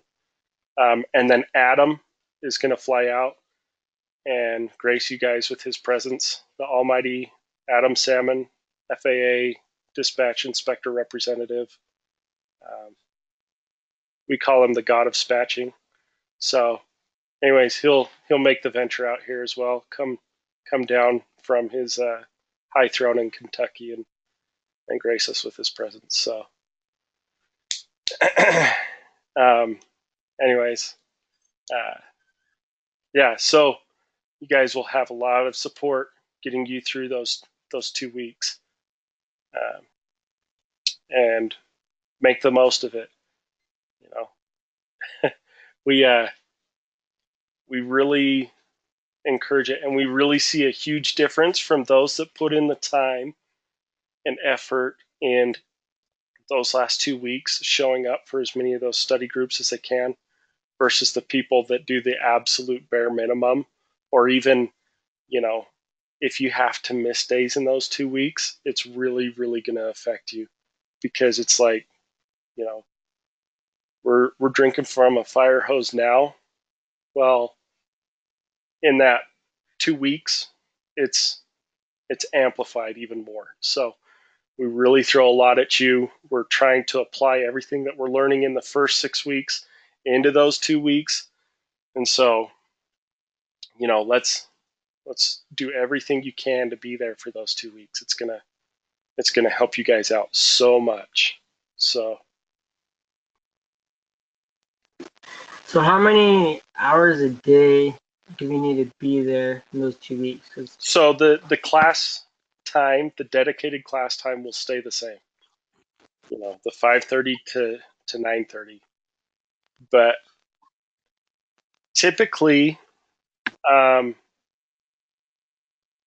typically the last couple of classes, we've had study groups from anywhere at like 10:30, 11 o'clock until 10 o'clock at night, 10, 11 o'clock at night. So, I mean, we've ran some pretty hardcore study groups. And if nothing else, you know, me or Adam or somebody will be there. And you guys will be able to come in whenever you're able to. If you need to even leave between then and class time, you know, cool. But the class time, that's what we kind of require. All the other stuff we don't really require, but it's just going to help you that much more in your preparation. Okay. So class time's still the same, but be there as much as you can. It's and it's a lot of fun too. I mean, I like food a lot, and so I always have food there. You guys are welcome to bring in food. You know, just do a big smorgasbord on the front table, and we eat, we talk, we have fun, you know, and we spatch a whole lot, do a lot of flight planning. So it's a good time. I enjoy it. You know, so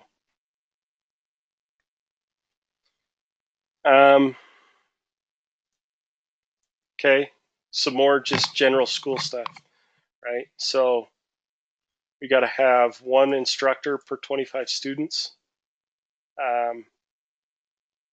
The instructor has to have an aircraft dispatch license, and the DAID, or AKA Greg Brooks, he's got to have a dispatch license, which he does. So just kind of some housekeeping the FAA does there. So records, we got to keep records of all your guys' grades, what you guys are doing in the class, how you guys are doing in the class. If the FAA requests them, we got to submit them to them. And that pretty much covers part 65. So any questions on any of part 65 there?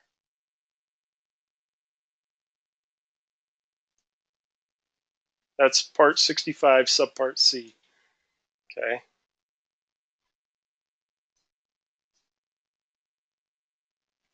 You can see part 65 also has like your mechanics, repairmen, parachute riggers. Okay. Like I said, we're not going to cover each one of the subparts. We're going to cover the important stuff to us, which we got. So we'll move on to 71. Let's see.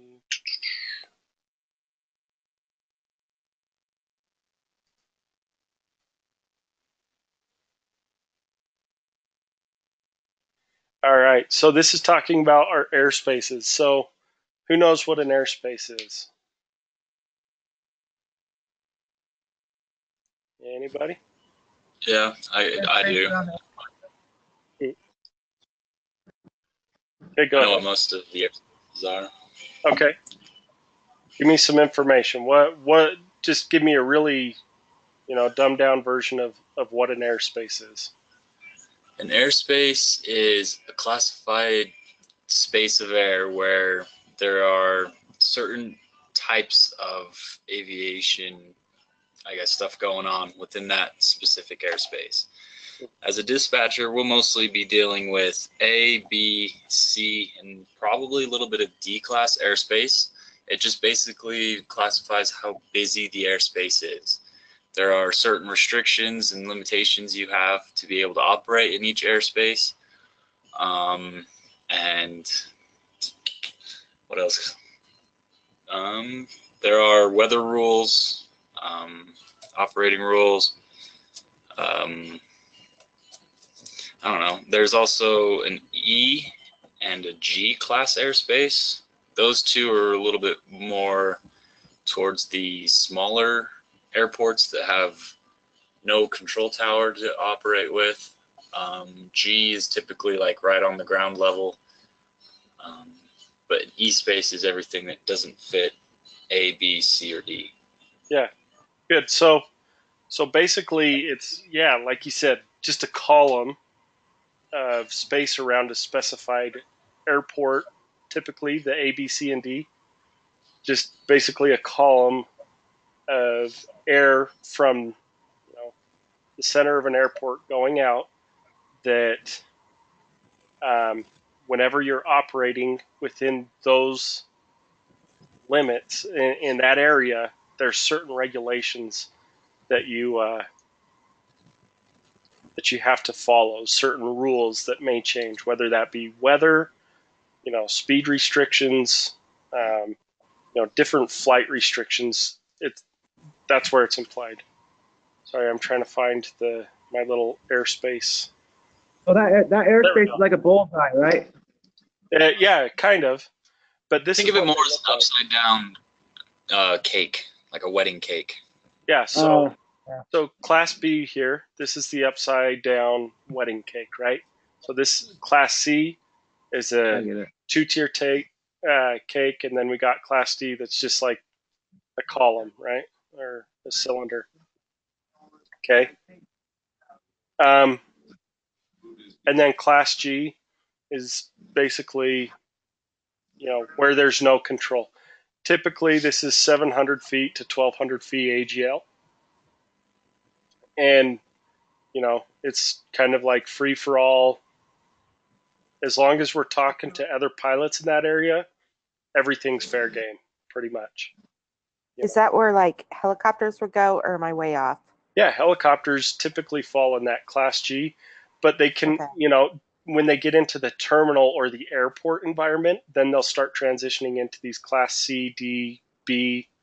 Okay. Um, a lot of helicopters will never get into this class A. That's pretty high for a helicopter. Not saying that it hasn't been done. All I'm saying is that typically your helicopter's not going to go that high. But What's the elevation on Class E? There, I don't see no elevation on it. Class E. So everything that's Class E, and we're going to dive into airspace quite a bit. Class E is basically, like you said, everything that's not classified as A, B, C, D, or G. So Class A extends from 18,000 feet above the sea level, so MSL, to 60,000 feet. So, think about like the SR-71. If you guys know what that was, it's the spy plane high altitude reconnaissance. That operated above 60,000 feet. The Global Hawk drone that I worked on operates above 60,000 feet. Space shuttles, satellites, those all operate above 60,000 feet. And so they fall under Class E flight rules. Okay. Okay. Class C also is going to be like Victor Airways. You're going to have Class E. Like I said, we're going to really dissect these zones.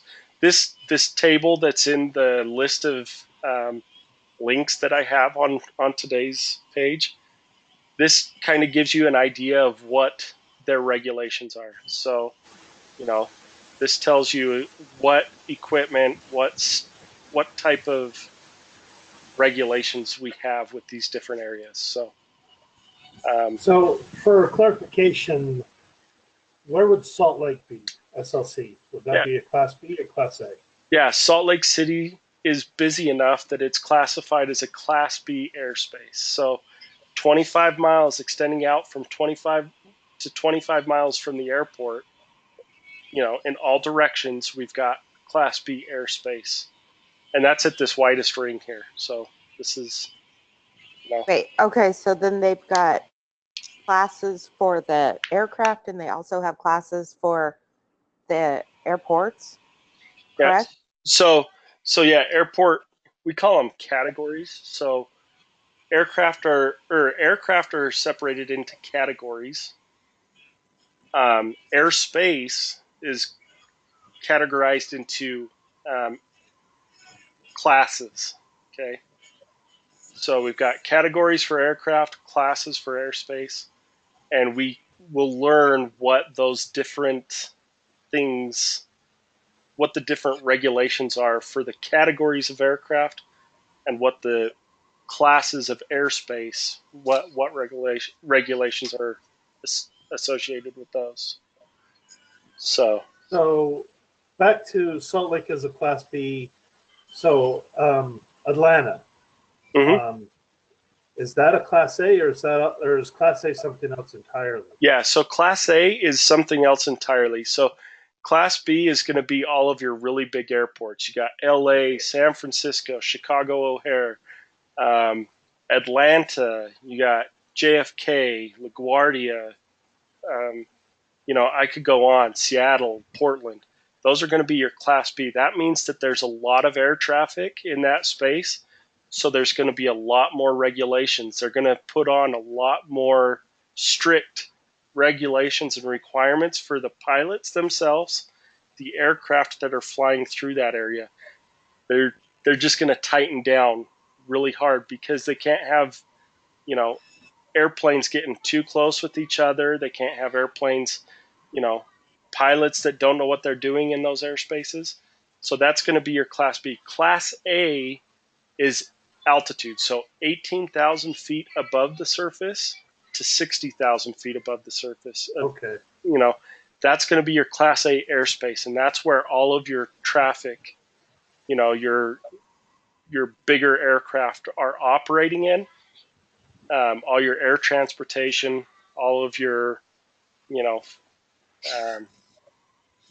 like commercial, your private, your cargo. Um, in my Cessna 172, I kind of maxed out at like 13,000 feet. Nice.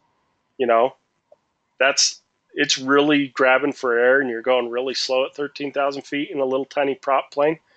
But we're talking about like, private jets and stuff like that. That's what's going to be getting up into this Class A airspace. So, but this is I kind of identify Class A airspace as the freeway. This is where all those freeways are. Okay. But then these are our different, depending on how heavy the traffic is. The more busy it gets, the more restrictions and the bigger space it covers. When we're talking about like Provo and Ogden airports, you're going to be in Class C. And St. George, Cedar City, I think St. George and Cedar City are both Class D airspace, if I remember right. I'm just off the top of my head there. Um, so yeah. But yeah, we just tighten up restrictions, okay? So let's talk really quick about Class A airspace, okay? Like I said, that's going from 18,000 feet to 60,000 feet. That's not giving me info. Okay. So some of the restrictions that they're going to have in Class A airspace. Oh, this just tells us the area.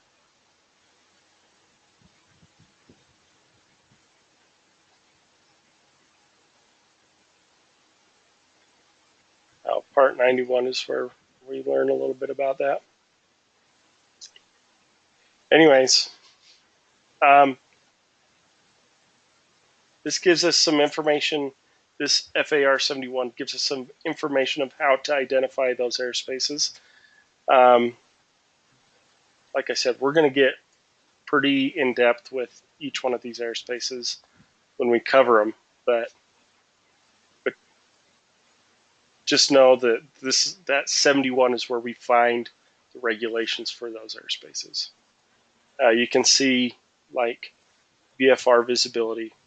We got to have 3 statute miles, 1 statute mile. If we're operating under VFR, or visual flight rules, okay. In aviation, we have 2 different types of regulations. One is for visual flight rules, or VFR, and then we have rules for IFR, or instrument flight rules. Okay, IFR means that the pilot can't see anything outside of his cockpit and can still operate the aircraft. Okay, so IFR, a lot less as far as flying the aircraft, as far as landing, taking off, stuff like that. IFR, the pilots are going to have a lot more leeway operating under IFR conditions. VFR, it's super, super restrictive because you are requiring, when you fly under VFR, you're saying that I'm going to have constant visual, constant contact with the ground through the entire duration of my flight. Does that make sense? So, that's why we see this visibility minimum for VFR traffic. 3 miles, that's a lot. For IFR, there are, depending on, the airline and the type of aircraft and the pilot's certifications, there are airlines that will operate and land their aircraft without being able to see the ground at all. The pilot, never ever at any point during his landing will ever see the ground. Until his wheels touch the ground, he will never have any visual reference. So that's where the difference lies between IFR and VFR. You have to be able to know the difference between the two. Okay, so VFR, like I said before, here you got to remain clear of clouds. Class C, we see a little less restrictive, and then so on and so forth. But this is equipment that's required on the aircraft: radar, instrument approaches. You got to have a control tower. Or I'm sorry, this is the airport application. Okay. Minimum pilot qualifications. You have to be a private or a student pilot with certification to fly in Class B airspace. So, you have to know what you're doing. Here, you just have to have a student certificate for all these other airspaces. In Class A, it's even more restrictive. You have to fly using IFR, or instrument ratings. Okay, so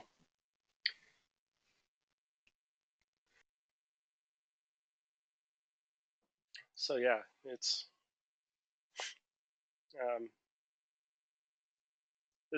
a real basic rundown of airspace. We can look on this map, this VFR map. So this is a website you guys will use for your flight planning and stuff like that. And we'll refer to this map, this website a lot. Okay, we'll look at this a lot because it's a good resource. But you can see that these airspaces are identified with like different color shading on these maps. Okay, you can see this magenta fade. That's a certain type of airspace. You see this blue ring. This is a certain type of airspace. You know, these rings around these airports out here. Once again, it's identifying what class of airspace that particular airport or area is regulated by. So we get into a lot of that in Part 91, where it's general aviation rules, okay, which is the next place that we're going. So 91 is where we break down all the I got a regulations. question. Okay, here we go. So, does each airport have its own classification? There's not multiple classifications at one airport. Right. So, yeah, each airport can only have one classification of airspace. Okay. You can see here. Look at this airport here. So, this Thunder Ridge private airport here. Excuse me. Okay. This airport here, you don't see a ring around it, identifying it as having an airspace around it. That airport falls under Class G airspace. Okay. So as long as we're talking with each other, as long as the pilots are talking with each other, that's pretty much the only requirement for Class G airspace. Okay. But you can see Duchesne here has this magenta ring around it. This is a Class D airspace. Okay. So we'll learn a little bit about how far this ring extends out. We'll learn about some of the specifics of what makes this a Class D and what the rules and regulations are for those. We're not going to dive really deep into it like a private pilot course or an instrument course, but we're gonna touch the surface of those. Okay. I thought the faded maroon was Class E. Is that here? Let's. And then I thought it was like a dashed red maroon was Class D. You may be right. It's been a while since I've.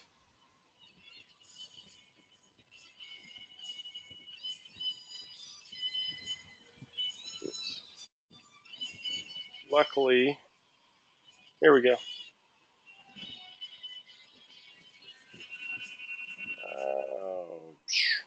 Oh yeah, Class C. There you go.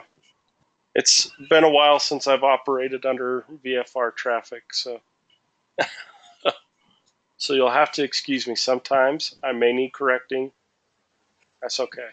So yeah, Class C. Class D is the blue dashed line. Class C is a solid magenta, and then Class B is a solid blue. So there you go. There you can see this is Class D, Boise Airport, or Class C. Am I getting it wrong again already? Class C. That's C. Yep. All right. Let's get down here to, okay, Twin Falls. There you go. Class D. So yeah, you can see there that blue dashed line circling the airport. That's identifying it as Class D. Okay. You can see this magenta dashed line. So the area surrounding this Class D is Class E, and so on and so forth. So you may see multiple airspaces encompassing one another, but we'll learn about how far those areas extend out. We're not, like I said, we're not going to go in a ton of depth, but we're going to cover the basics, because really at the end of the day, a lot of those airspace things are going to fall under the pilot's jurisdiction. That's the stuff he has to know. What we got to know is, am I legal to operate? You know, are there going to be is there going to be staffing to take care of my airplane when it gets there? stuff like that. So Now, if what's with all these like odd rectangles or all these odd shapes? Is that generally speaking their approach, the approach path, or? so it depends. And so like this, you know, you see this really weird magenta faded line, so class E, right? This is going to be there for some reason or another. It's not always clear, and we don't know the reasons why it's been identified as that. My guess would be, you know, maybe they need a little more restriction on it than a class G, because that area, you know, has mountainous terrain in it. There's 100 reasons of why, when, what, who, how, but you know, identifying them is, like I said, a lot of that falls under the pilot, but we're gonna learn about them so that we know how to find information if we're asked, you know, by a pilot, or depending on our instrument approaches and stuff like that, when we're looking at legal to land, and we're looking at, you know, things of that nature as far as the planning part of it. Am I able to operate at that airport? That's where those things come into play.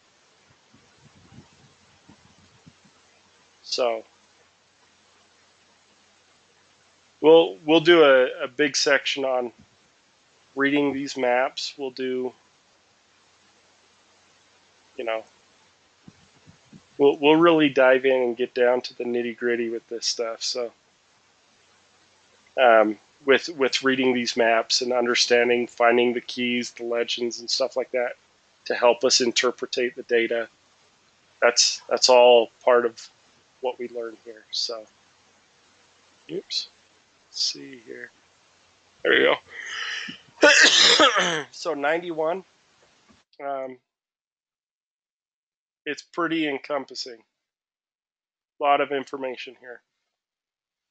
Okay. You got, once again, you got this general section where we talk about, you know, responsibilities of the pilot, aircraft requiring more than one pilot, worthiness, like airworthiness, stuff like that. Okay. Then we have the flight rules. Once again, a lot of this is going to fall under the jurisdiction of the pilot. Pilot needs to know, you know, the rules of what he's doing in the cockpit, because really at the end of the day, he's the final say. We can plan. We need to know for planning purposes some of the requirements, but it's not as in-depth or important as the pilot's role, I guess you could say, in that aspect. So like right of way, do we really need to know that as a dispatcher? No, not really. Okay, let's talk about aircraft speed really quick. Okay, this we kind of do need to know, because when we're planning, if our computer, let's say that we're doing the flight from Chicago O'Hare to Milwaukee, you know, we typically fly that 18-minute flight at 7,000 feet. So we need to know that if the computer starts planning performance data at 380 knots, something wrong is going on there, and we need to adjust our planning so that it's planning at 250 knots, because we're operating below 10,000 feet.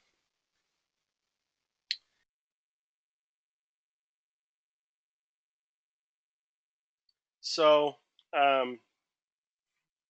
this one here, this is the big one. This is on a test. I would write this down.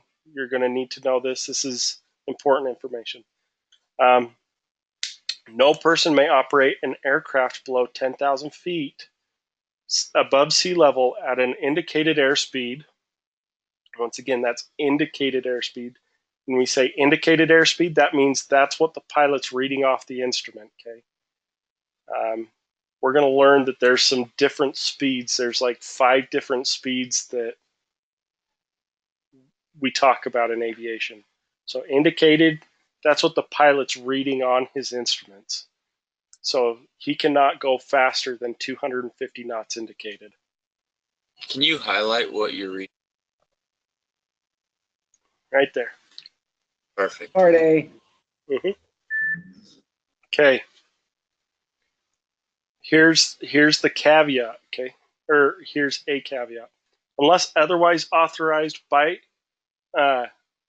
or required by air traffic control, ATC, air traffic control, no person may operate an aircraft at or below 2,500 feet above the surface within 4 nautical miles of the primary airport of Class C or D airspace at an indicated airspeed of more than 200 knots.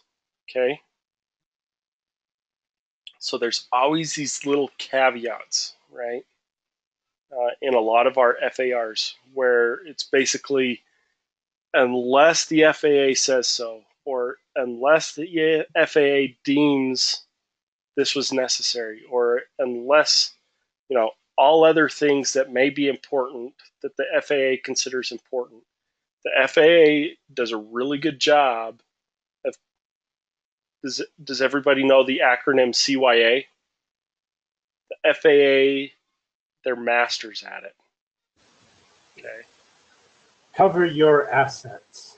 That's right. So FAA, they're really good at that. You will never hear of an accident being blamed on an FAA regulation or an FAR or, what was it, Dr. Howe, was that his name? That got beat up by airport security on the United flight like a year or two ago and got $1 million for it. Dr. Dow, that's his name, Dow. I remember that. Yeah. So the pilot has the right to kick anybody off the plane that he wants to, right? The pilot has the final say in every aspect. That's an FAA regulation, right? Where was the FAA when Dr. Dow decided to sue the airline for it? Did the FAA want anything to do with that? Hell no. No. The FAA stepped back into the shadows and said, United, take care of it. Right? United said, well, we're going to save face and we're going to give them $1 million. But even though the pilot, even though the air crew, even though airport operations were following an FAR mandated by the FAA, they still were held responsible and still had to cough up the $1 million for that. Dude. Now, was that a SkyWest flight or was that somebody else? No, that was mainline. That was United. Okay. So, and just to make sure everybody understands, when you're talking about airlines, if I say mainline, I'm talking about like the majors: Delta, United, SkyWest, JetBlue, Frontier. Those are mainline carriers, right? SkyWest, we don't operate as SkyWest. We operate as Delta Connection, operated by SkyWest. We fall under the name of the airline that we're flying for. So, and we'll talk a little bit about this, but so we got regionals, we got mainline carriers. We also call them regionals and majors. SkyWest, regional. Delta, mainline. Alaska, mainline. So just to kind of clear up any some whatever confusion. So,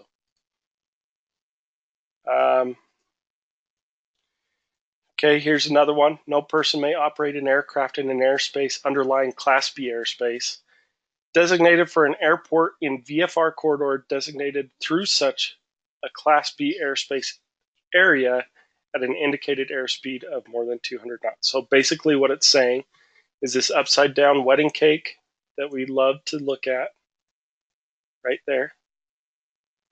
If you are flying, you're not in this tier of the wedding cake. You're not in that buttercream goodness. You're outside of it, but you are still underneath this 25 nautical mile veil here. You're not in Class B airspace, but you're under it, 200 knots. Okay? Doesn't matter, 200 knots. Now let's say you're out here by Class B airspace, 250 knots.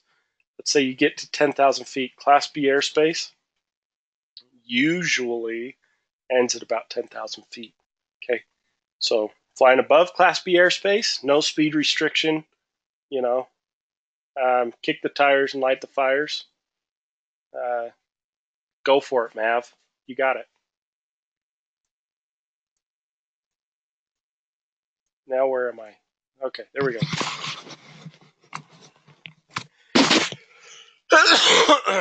Okay, here's the caveat to our A380s, our big, heavy 747, 800 cargos, whatever. If the minimum safe airspeed for any particular operation is greater than the maximum speed prescribed in this section, the aircraft may be operated at that minimum speed. So if you've got a 747 flying underlying Class B airspace, he cannot slow down to 200 knots without falling out of the sky and killing hundreds of people. Okay? So let's say his minimum speed under there is 230 knots. Guess what he gets to do? 230 knots. Okay? They're not going to make you go so slow. And ATC sometimes asks really stupid things of their pilots, but the pilot has the authority to say, I can't go that slow. This is how slow I can go. And then he's held to that speed. So there's your aircraft speeds. So how fast can an aircraft go? What is the max speed at or below 10,000 feet? 250 knots. Good. That's the question you will be asked a couple times throughout the class. On your practical, probably 250 knots. Okay.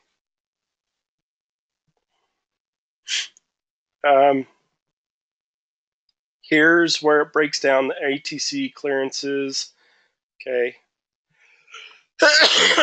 Talks about Class G, Class E, Class D, C, B, A airspace. Okay. Talks about our restricted and prohibited areas. Okay. There's these areas that they may be restricted to fly. You can't just fly through this area. You got to have permission. These MOAs. So any of my pilots know what a MOA is? I hope so. Military operational area or something like that? Yeah. So what's going to be flying through here? Fighter jets, missiles, artillery. Artillery, gunnery. Yeah. A lot of stuff you don't want to be in. Yeah. So if you're a 172, you're flying out to Wendover and you go, oh, let's go see this mountain range down here. And you get in that area, expect to have a couple of F-35s, F-16s come up on your wings and say, what are you doing? You're going to kill somebody and escort you out. So, or make you land in Wendover and then they'll come out and they'll spank you. Whatever. It's bad. You don't want to be in those areas. unless you have prior approval, or some of these restricted airspaces have time limits. They say this area you can fly through between this time and this time without prior approval, but anything else, just don't go in there. So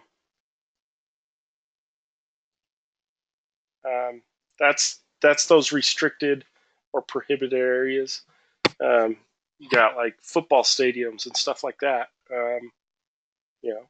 Have TFRs, or what we call them, temporary flight restrictions. Whenever there's a game or a concert, they'll put a TFR or one of those flight restrictions over that area that say you can't fly in this area because there's too many people here. The White House, National Monument, the Pentagon, those areas have permanent TFRs. You cannot, they're prohibited areas. You cannot fly in you can't even get close to the White House. I can't even remember the mileage. There's the White House. Right? This is no. Okay. This one right here, especially, you just don't do it. Okay. You can fly in here. You can't fly in here. You got the Capitol building. You got, White House, so on and so forth. So you can fly into Dulles, Reagan. Don't fly into this one. So these are areas for national security, national safety. We get these TFRs. This means that a VIP's hanging out up here. Probably President Trump, Vice President Pence, somebody important is hanging out. This one, you can see that there's like look, it says Cincinnati Reds versus the New York Mets. See the TFR over the stadium saying, just don't fly over this area. From the surface to 3,000 feet above the ground, just don't fly over that area. So,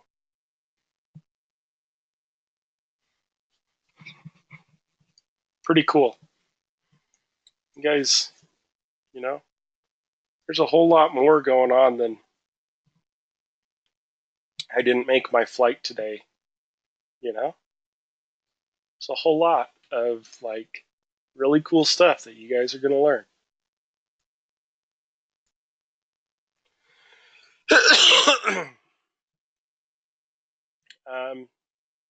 If you guys want to dive in before the airspace section and literally read the dictionary on what is required for those airspaces, this is where you find it.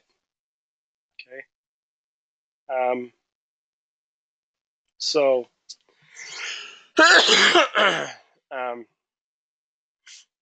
we're not going to dive too much into that. You got your TFRs here, national disaster areas.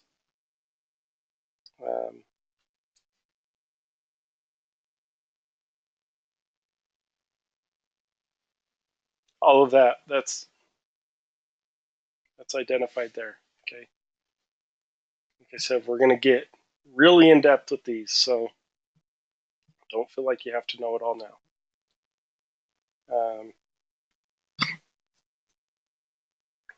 Okay, passenger carrying flights for compensation or hire. We've got this is our life, right? We're getting paid to fly people around. Okay, this talks about it.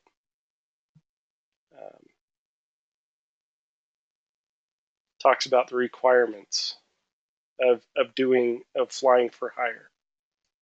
Okay. VFR requirements, we're just not even going to go into those. VFR requirements do not apply to Part 121 dispatching. Okay. Instrument flight rules, definitely apply to what we do as dispatchers.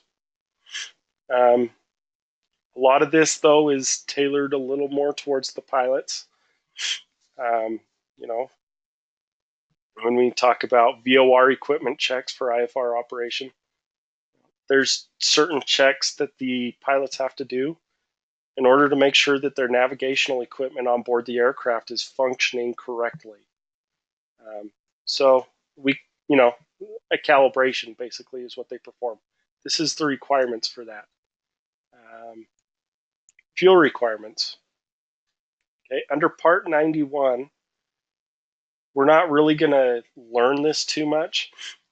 I'm going to touch it really quick. What I want you to know are the fuel requirements for Part 121. That's going to be covered tomorrow. Davis is going to go into depth about 121 requirements. But there's certain requirements that we have to have for fuel, because you don't want to just have enough gas to get you to your destination. There's certain requirements that say we need a little bit more than just enough to get to where we want to go, because what if something happens? So this says that we have to have enough fuel to fly. Okay, first to the airport of intended landing. So we've got to have enough fuel to get to our destination. Then to fly from our intended airport to our furthest alternate airport. Okay. If we can't land at our destination, we've got to have a backup plan, right? So an alternate airport that is good weather, we can get in there, land safely. Okay. So we have to have, we call this burn. We have to have alternate fuel, and then we have to have what we call a reserve fuel. Okay. So we have to be able to fly for 45 minutes at normal cruising speed in a fixed wing aircraft. This is talking about helicopters, so don't pay attention to that. So this is our reserve fuel, 45 minutes at normal cruise. Okay. Depending on your airplane, that may be 10 gallons. When we're talking bigger jets, we convert gallons to pounds. So like the CRJ 200, about 2,000 pounds of fuel is pretty close to 45 minutes. Okay.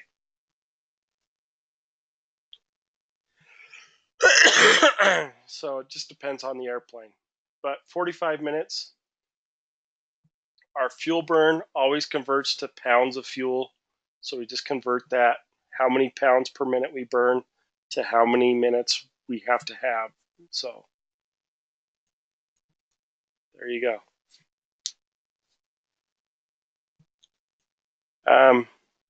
Here's that 1, 2, 3 rule. We're going to see it for the first time here in part 91. Part 121, we get a little more in depth into this. So for aircraft other than helicopters, we call this the 1, 2, 3 rule, and you'll see why here. So for at least 1 hour before and 1 hour after the estimated time of arrival, so when we're going to be landing, when we plan to be landing at our destination, the ceiling, remember that lowest layer of broken, overcast, or vertical visibility cloud layer above our airport, will be at least 2,000 feet above the airport elevation, and the visibility will be at least 3 statute miles. Okay. So this is talking about the need for an alternate airport. Okay.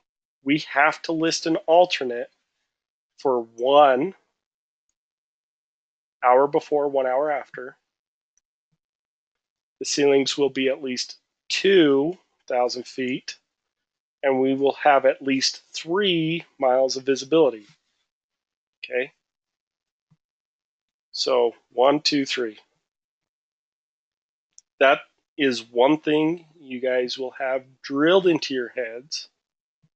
You guys will eat, sleep, and breathe the 1, 2, 3 rule as dispatchers. So memorize it.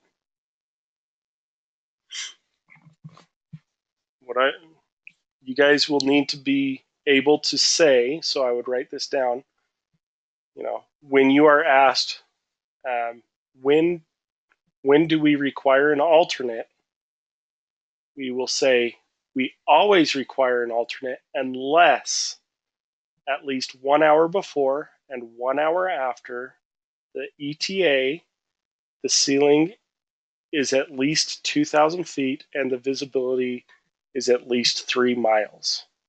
Okay. Can you scroll up a bit so I can see the FAR number and all that stuff? Yep. You can see it. 91,167. So this is the general IFR. We'll apply this to 121. Okay. I just wanted to know where to highlight it in my book. Yep. Thank you. No problem. Okay. Once again, we don't care about helicopters, so we move on. Does everybody have the 1, 2, 3 rule written down?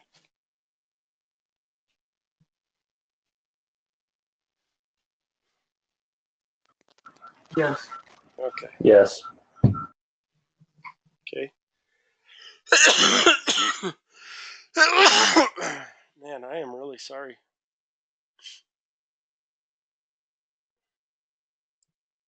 All right. So you can see the rest of this. A lot of it, like I said before, tailored to the pilots. We pick and choose what we need to apply to dispatch out of these. Okay. Aircraft lights, supplemental oxygen. Really the pilot's job. And maintenance too. Maintenance cares what equipment, instrument, stuff like that is on the aircraft. Traffic alert and collision avoidance system equipment. Kind of important. This is the system that allows pilots to see other aircraft in the airplane looking at their instruments rather than having to look outside. So this is how pilots, avoid crashing into each other if ATC doesn't help them. So air traffic control transponder and altitude reporting equipment. Okay, transponder. So transponders, we're going to jump in here.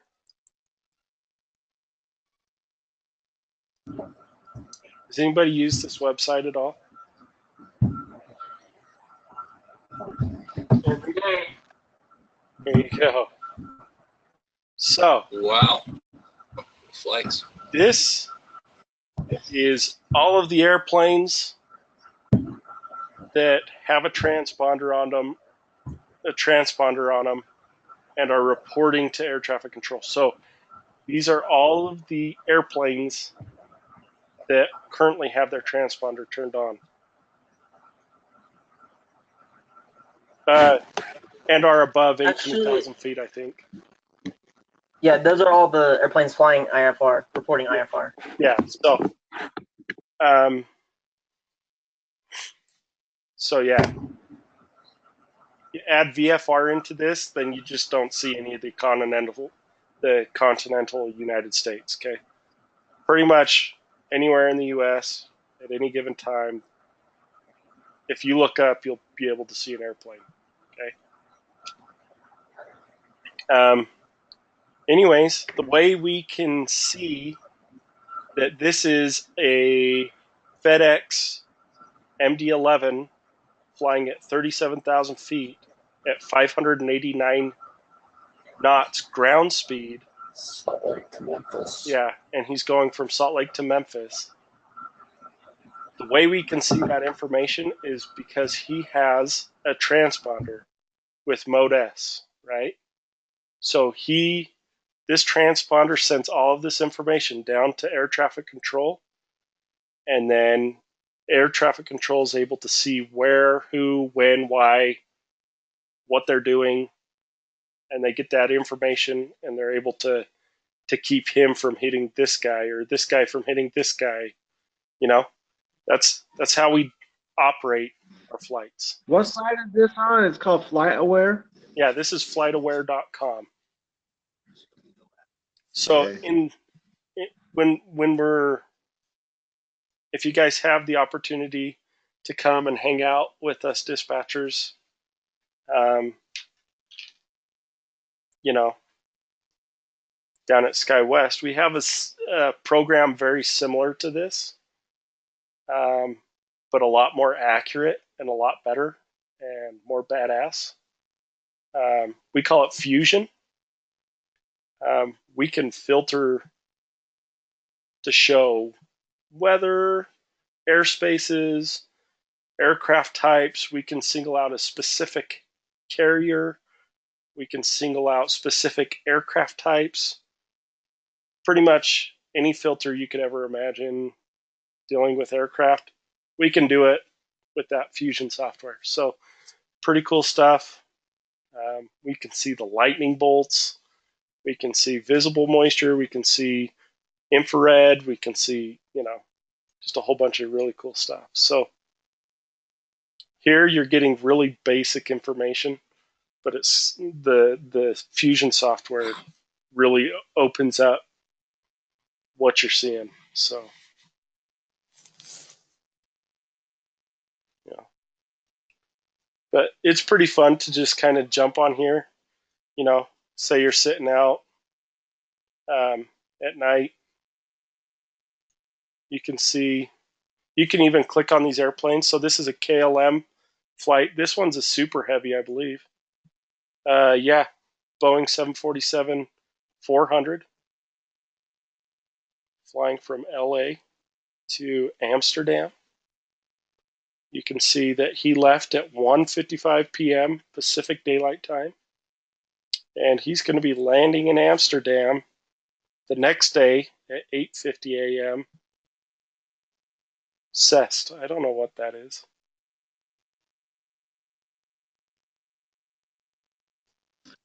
Central So Eastern. did they track the Malaysian flight plan when that Malaysian plane went down? Oh yeah. So they can rewind. They can rewind and see what was going on. The problem is, like with the Malaysian flight, and this is the same problem we have in the Navy, is you get out into the big blue in these areas, we may see that his transporter stopped responding at this point, but where that aircraft actually touched down, God only knows.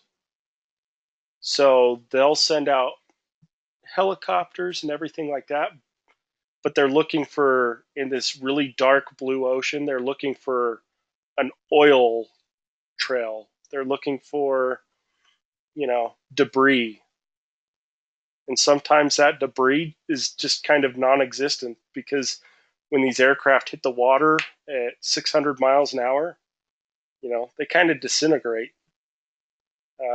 Not a whole lot left. So it's really hard, especially in the ocean, to find stuff. Um,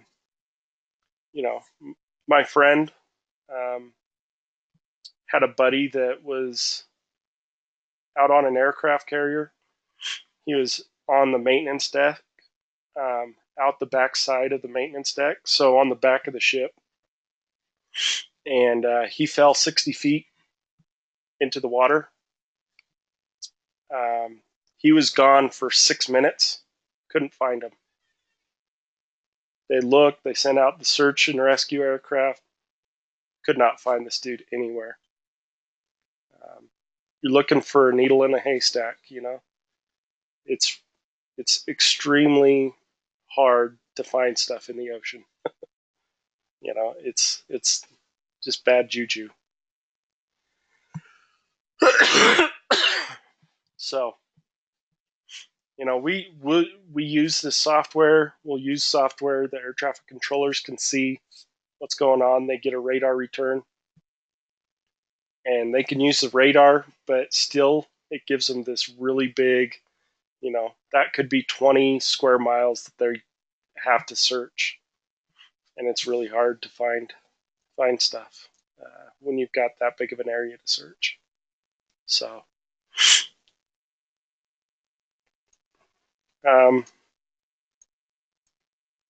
yeah. So, air traffic control transponders. When we're operating in Class A airspace, you have to have what's called a Mode S transponder. So it's like the top of the line, really cool new software. It's not even all that great. It's actually like 1970s technology. But anyways, if not earlier, probably like 1940s, 1950s. Anyways, it's a box that talks to air traffic control and gives them a position, gives them an altitude, gives them some of the, I can see how much fuel the plane has on board. I can see, just a whole bunch of information about the airplane. Okay. That's what the transponder's job is. Okay. They also have like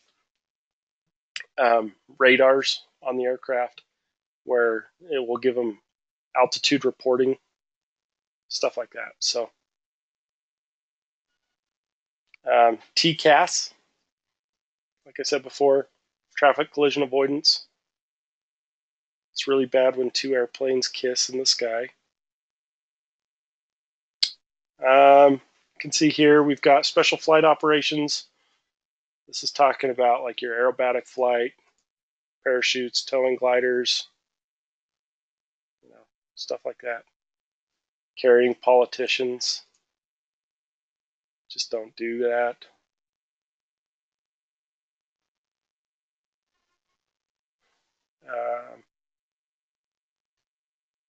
Yeah, here's maintenance, preventative maintenance and alterations. Just doesn't apply to us as dispatchers.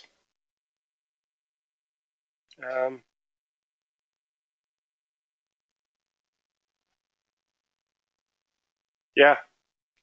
So, I mean, we've gone over a lot of Part 91, the important stuff that we need to pull out of Part 91. Davis, we're running out of time here. Davis is going to, kind of close up Part 91, and he'll start into Part 121. Hopefully he'll get most of the way through Part 121 tomorrow. But does anybody have any questions about anything that we covered tonight?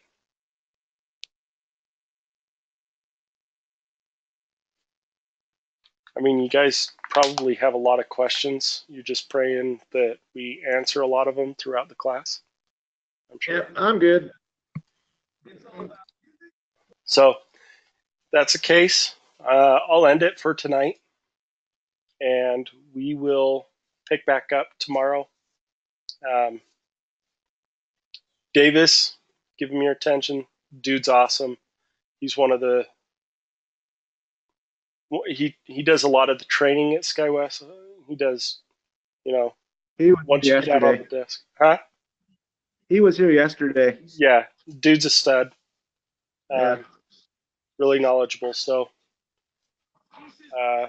use him as a resource. But we'll let you guys go for tonight. Have a good night, and we'll talk to you guys again. I'll be on Thursday, so. Hey, thank you. No problem. All right, thank you. Have a good night. You as well. Thank you.